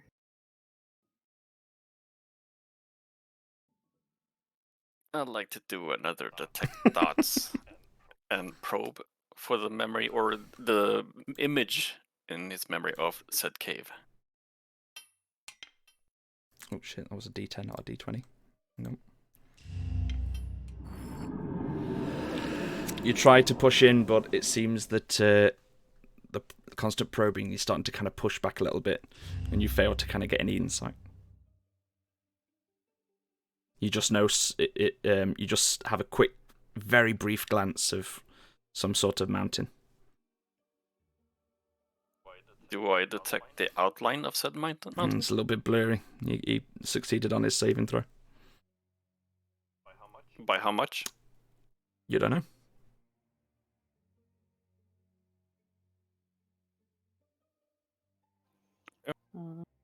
Do you say that to the group? I look back towards the bonfire and I just say, he was thinking of this place, and I cast a vague outline of a mountain range, I guess.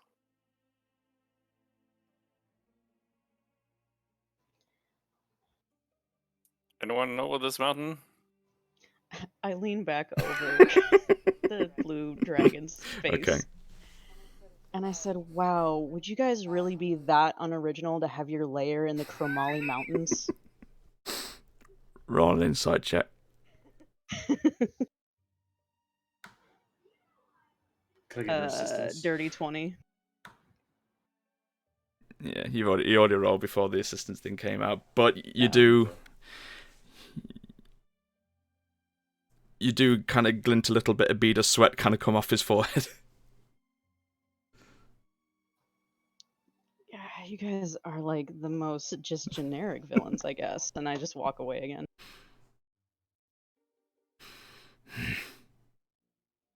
And I say to the group, I think they're hideout somewhere in the Kramali Mountains. Would I know anything, or would Fiernan have taught me anything about said Roll a history check.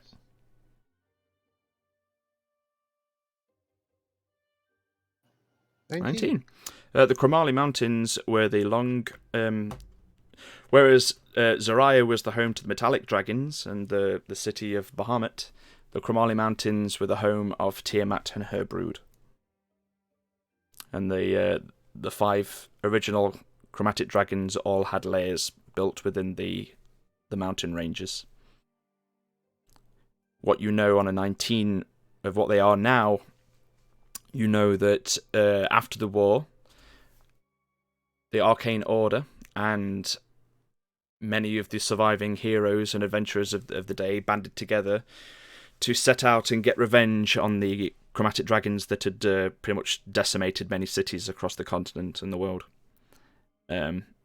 So, as far as you know, there's probably at least 1 or 2 chromatic dragons that have been slayed within those mountains.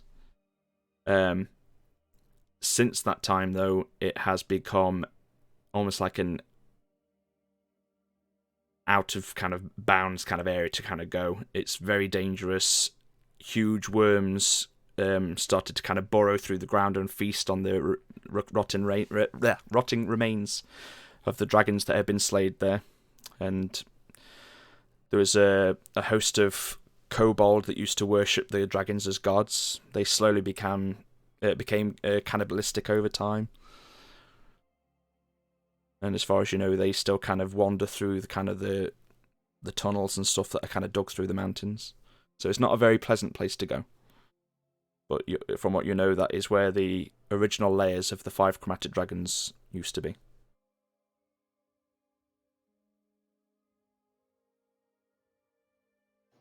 And that's where we saw Saren fly to in that direction when we were in Vidal.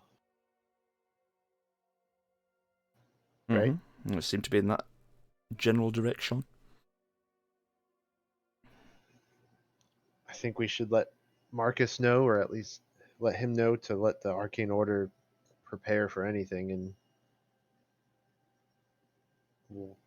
I'll say more once we've dealt with this one. Please let me deal with this one.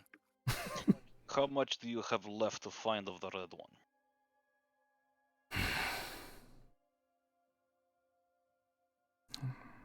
Volkan was slayed in Kilgan. He created it as his own little personal lair after the war ended. It's been difficult for the Red Dragonborn to gather the remains, given that it is an active volcano. So, not as much as we have been managed to reclaim of Tintriarch.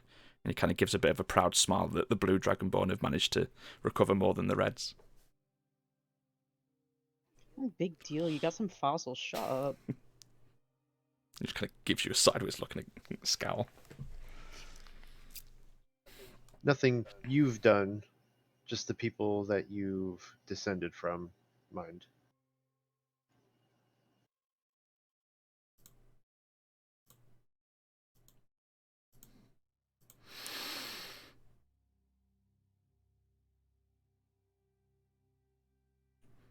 You've already got enough information out of me now. Kill me if you must, but I die gladly knowing that Tiamat will one day soon return and cleanse this world of your filth that has been allowed to fester. At that point, Dollar will take a step forward and lean into his face. I have seen what your red dragons did to Kilgan, and you best believe that I will wish more wrath upon all of your filth followers in those mountains. As you kind of lean into his face, his jaw opens up and you start to see the blue crackling energy start to build up in his mouth again. I put my hand in front of his mouth And I I was literally gonna I- say if I have a reaction, I just literally just shove my face into it. I will eat that fist, but he will eat the rest of the blast too. I was gonna say I use my reaction for my damage resistance on Dolder. Alright. Oh wait, I can only do it on myself. So I put my hand in front of Dolder. I would say it catches both of you slightly, but it kind of lessens the damage shared between the two of you.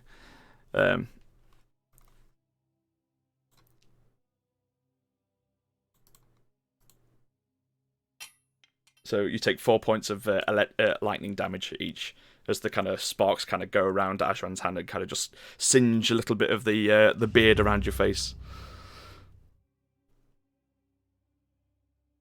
Uh-oh. Maintaining eye contact, Dolder will cast Mass Healing Word and heal everyone for 6 party members for.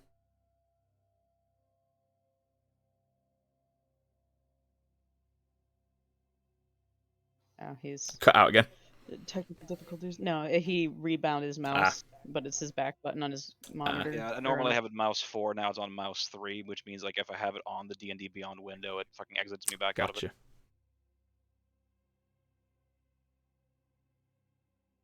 But yeah, basically everyone in the party heals for 14. Okay.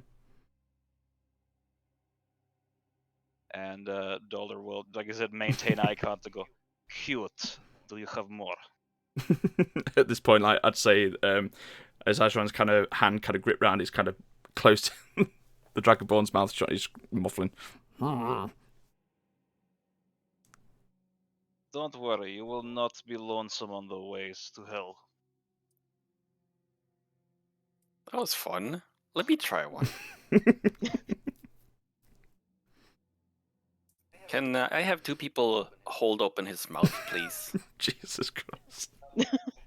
Ashran sighs and be like, I was gonna say, I don't know if Dolder's gonna let you do that. OC, I will remind the party that there are 2 lawful clerics in this party. Yeah, People Ashran just sighs and just kind of puts himself in between the Blue Dragonborn and everyone. Just be like, we've gotten the information that he's able to give us. Let us just think about other things while we deal with him. A motion to people to not stand behind them. At this point, Natrox kind of just walked forward. Is anyone stopping him? This is their person. I keep a strong eye on him while I still stand in front of the detained. This one deserves to die. A gleefully smirk. But like quick, or but like. He kind of looks over at Garble. He should die to one of his own, and he reaches down, kind of grabs the Dragonborn's head with both his hands, and twists, snapping his neck.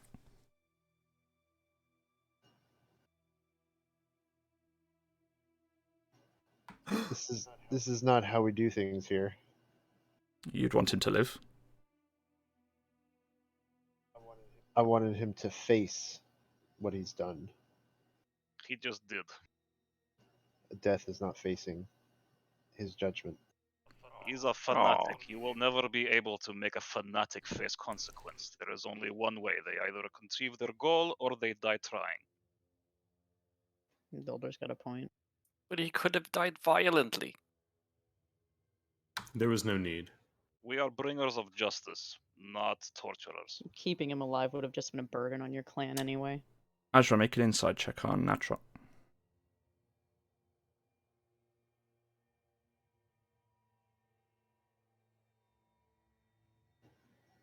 Insight?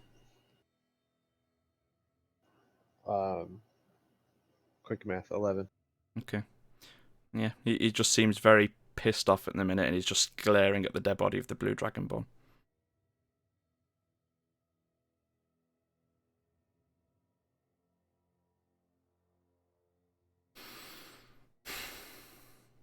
My apologies. And he just kind of steps back and... OC, are the elders still there? Yeah, the elders have just kind of been standing there, at the back, just kind of taking everything in. A lot of this information is kind of new to them as well. Like it seems that they weren't aware of a skull.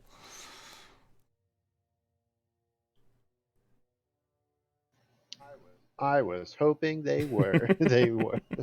They did. Dollar will turn to the elders and kind of motion at the now deceased. Does this fall within your wishes? We are always willing to give those of the chromatic kind a chance, but we agree, when someone is this far gone, there is little sense you can talk into them.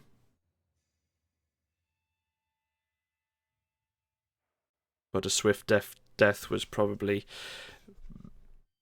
more acceptable to our beliefs than what this one had planned and looked over to Garble.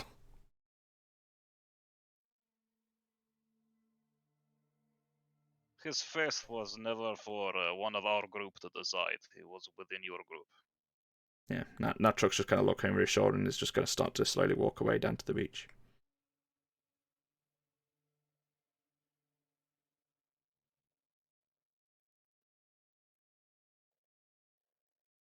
Once Natrock is a little bit further away, Dalder will, quietly enough that only our group can hear it, not the elders, say, though for someone that has a shared path with him, he was very eager to see him die quickly.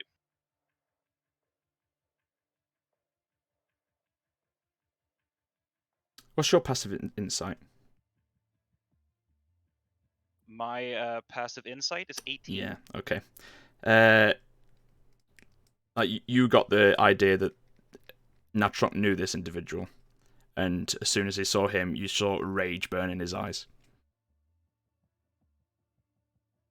OOC, I thought that was kind of like through what you were saying was established that they knew each other. But you saw that. OOC. Go. I was just gonna say I specifically asked Natrock who this person was, but he never answered. But with the 18 passive insight, it seems he was familiar. It was personal. Yeah, it was personal. And that killing was not just justice; it was personal. Should we tell them just to keep the body, and I can, after a long rest, maybe talk to the body?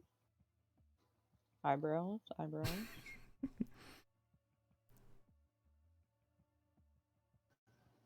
If you have more questions for him, sure. And Azran will get up from his position and follow Natrock. Mm-hmm.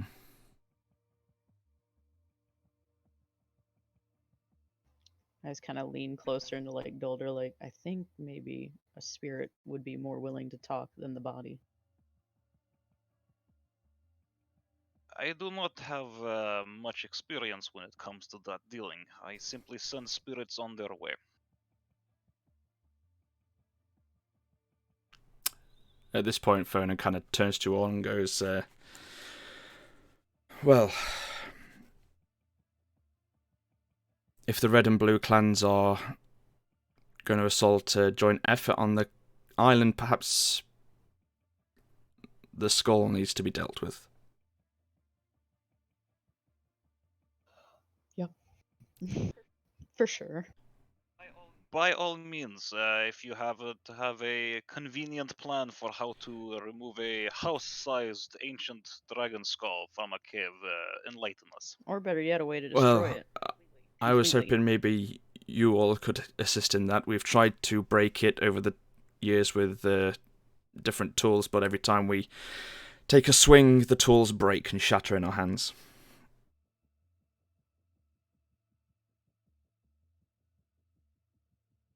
Attempt can be made. That is why I wanted to bring you all along. You seem to have a little bit more of ability than us simple folk. I think most of us would need a rest in order to plan out our spells to effectively do anything, but... Yeah. And to shave. Oh yeah, he still has a beard of feathers. It's like a full peacock's beard, yeah. Full peacock plume. I'll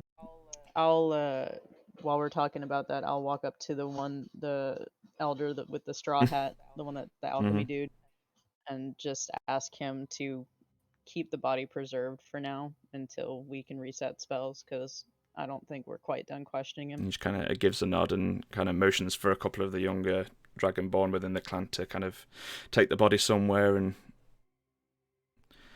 make keep sure it. it's somewhere Yeah. safe. Oh, see, if you give me 8 hours, I can do that. Mhm. At this point, though, Ajran, you've walked down to the beach and have come to Natrok, who's just kind of staring up at the blue sky.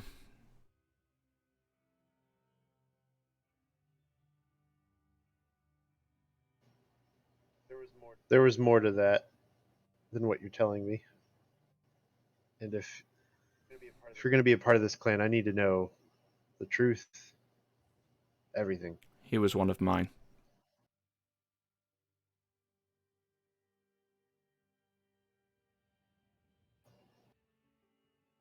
He was one of the betrayers that killed everyone. Killed them, skinned them, and hung them from the trees. All just because they wanted a peaceful life within Vidal.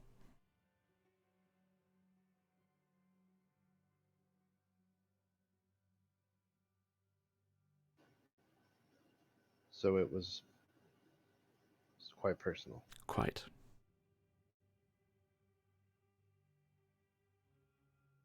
I'm sorry for overstepping my bounds. It won't happen again. It's just... I had a lot of friends within those people.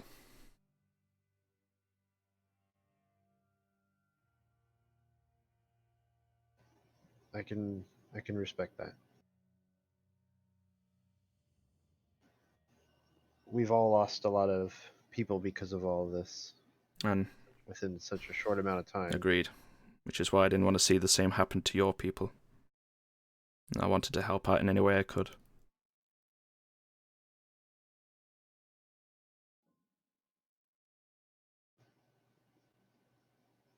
I know you haven't been here long, but we don't operate in a hierarchy. We make decisions as a group.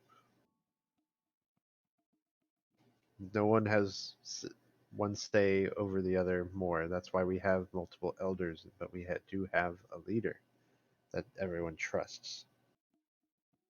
I can respect that. It was kind of the same with us. We were broken up into 5 kind of separate smaller clans, but your mother had the lion's share of the power. Anything she said went.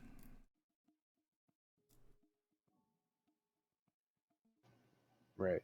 And here, the elders can deny the leader. They can deny my father, and vice versa. I'll bear that in mind. I kind of just walk up next to him because I guess I was behind him this whole time. If you're gonna stay here, I need you to help my father. But I also need to know that you won't be so brash in the future, and you will respect his word. Kind of gives a nod.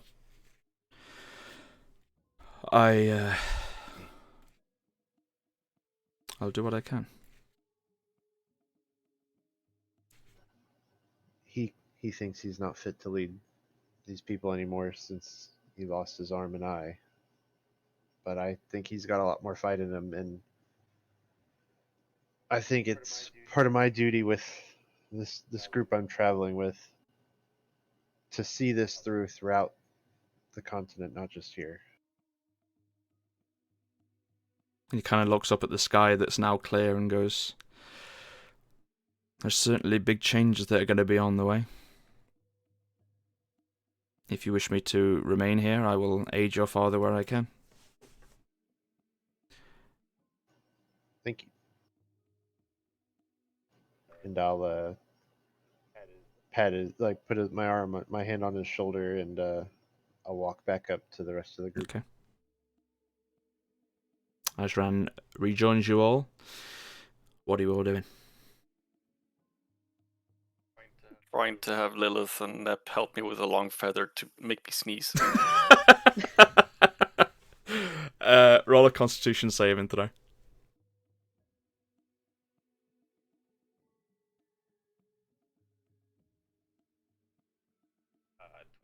22. 22. Yeah, you're not very ticklish.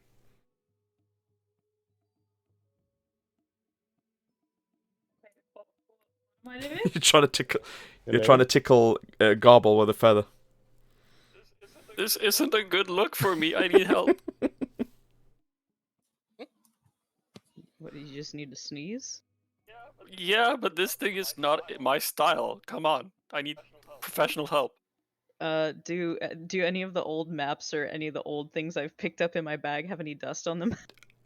I mean, you could probably reach in your pocket and get a bit of pocket dust. Pocket dust. Do I have pepper in my cook's tools? Yes, you would actually. Lint attack, go. So I have pocket Why sand is- garble, but with dust and lint instead of sand. Why is he trying to make himself sneeze? Because he currently has a beard made from feathers due to his wild magic. I think he's hoping he'll just sneeze them off of his own face. A sneeze removes everything, but I can't just force myself to sneeze. I shake some black pepper in Garble's Okay, face. make a Constitution save at disadvantage. Pocket dust and fucking pepper. God damn. It's all over. Yep, 30, 20. Dirty 20.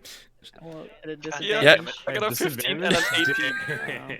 Yeah, Damn. you just you Damn cannot Garble. sneeze. I tell him, look up at the sun. What? And I just check out. You look up the sun and you you go What is blind. It's just You're right. No, listen, sometimes if you have to sneeze, if you feel that little, like, in the back of your nose and you look at a bright light, it can force you to sneeze. So Go not only blind. do I have a beard in front of my face, no, I can't see anything. Thanks a lot. I start plucking Garble.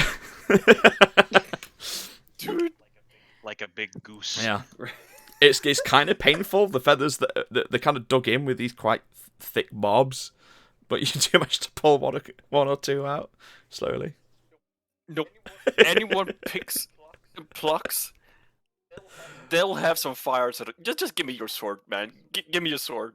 All the feathers that have come out of Garble so far, Lilith just picks up and puts in her bag for arrows later on. The elves are collecting shit again. Nep, where's your dagger? Come on, let it to me. I give him a Okay. dagger free. You managed to slowly. I heat up. Yeah, I yeah, shave. you shave. Okay. Then I was gonna command sneeze. I would have, but that kind of goes against Dulder's beliefs here. Yeah, if somebody had used command sneeze, I would have been like, hello, excuse me. Yeah, that's why I didn't do it, because someone's sitting here giving me the stink eye the entire time. Live as you preach. I fucking do.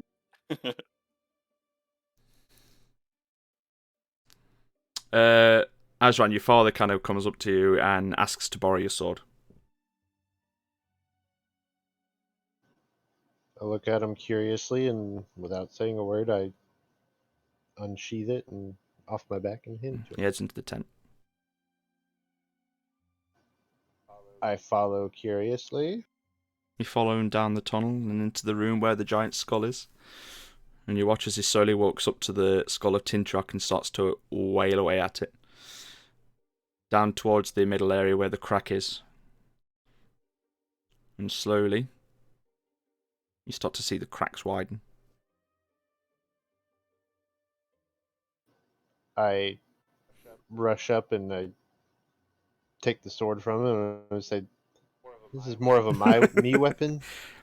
And I yeah. take over for him. You kind of gritted your teeth a little bit as he was kind of walking along, so he was like dragging it along the floor because he's only got one arm to lift it with.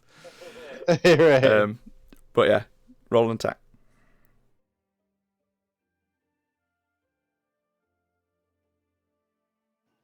Uh,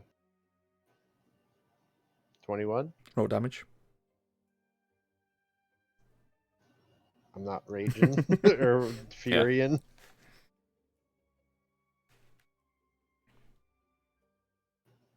Oh, it's been +4 this whole time. Shit. Oh well. 15. 15. You give you kind of do the whole like, allow me, and give it a huge whack, and where the crack is, it slowly starts to all up along the top of the skull, and large chunks start to fall off the skull. Hey guys, I found some cheese. Cheese. Yeah. I get some cheese. I tell my father to go get the others, and Start to continue I guess wailing I- away. Let's get this I beer. figured it would probably needed a more of an enchanted weapon than the simple tools that we had at our disposal. I never even expected. I didn't even try. I didn't think I was strong enough, or this weapon wasn't strong enough. I'm gonna add. Well, I mean, doesn't matter. Yeah, no. Eventually, Fernan comes out to you all and motions you all to kind of follow him, and you all move your way back inside and towards the chamber where the skull's being kept. And by the time you make it back in, Ashran's done quite a sizable bit of damage to the side of the skull, and it's been pretty broken up. Wow.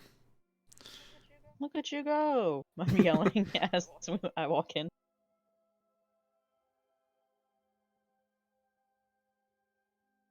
Yeah. Start chipping away, or rather, attempt to Yeah. chip away.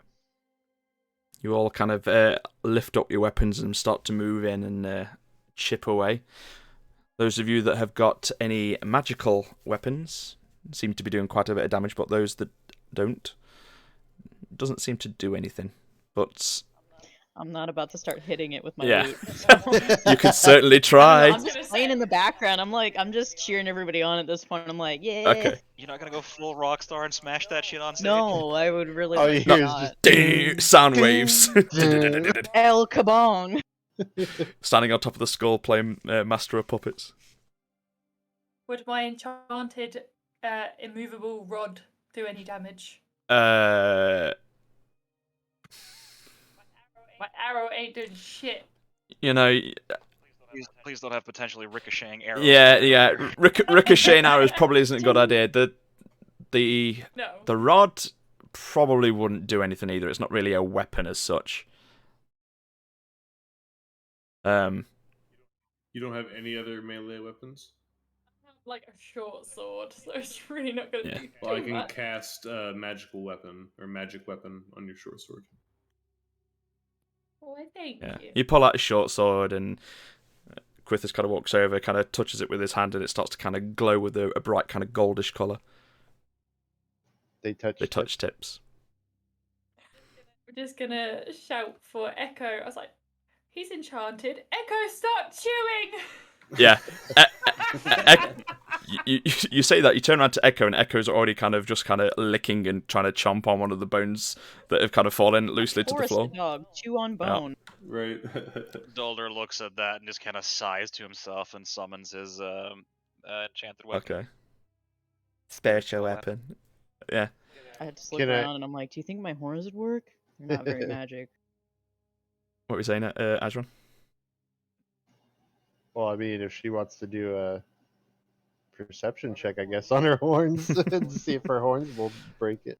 Dulder just motions to the skull in a go ahead and try gesture. Yeah. Yeah. You doing it? Knock yourself out. Everybody gets to see Dion go full fucking Go ram. for it.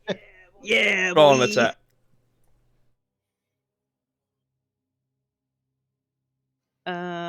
That's a 22 to attack a non-moving big old skull. Yeah, it hits, but you collide with huge force and just clump shit into the fucking side of the skull. And almost... You Yeah. roll a Constitution saving throw. Yeah. Dirty 20. Yeah, you managed to keep yourself conscious, but probably wasn't a good idea to try that one. I just kind of stumbled backwards. They're not magic.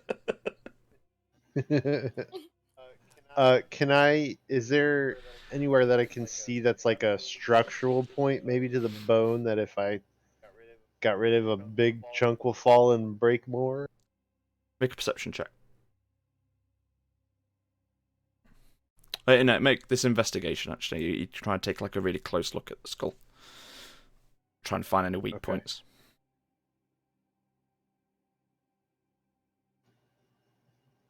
You sure it's not perception? I'm pretty sure it's going to be an investigation.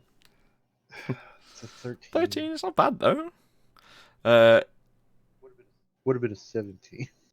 You kind of climb up along the kind of big kind of crack that was already established in the side of the skull, and standing above it, you just lift your greatsword up and plunge it into the top of the skull. And with all your kind of allies all kind of chipping away at various different locations around the skull, as you kind of plunge the sword down, you hear a sickening crack, and you think, "Shit, this is gonna go." I need to make a dexterity saving throw for me.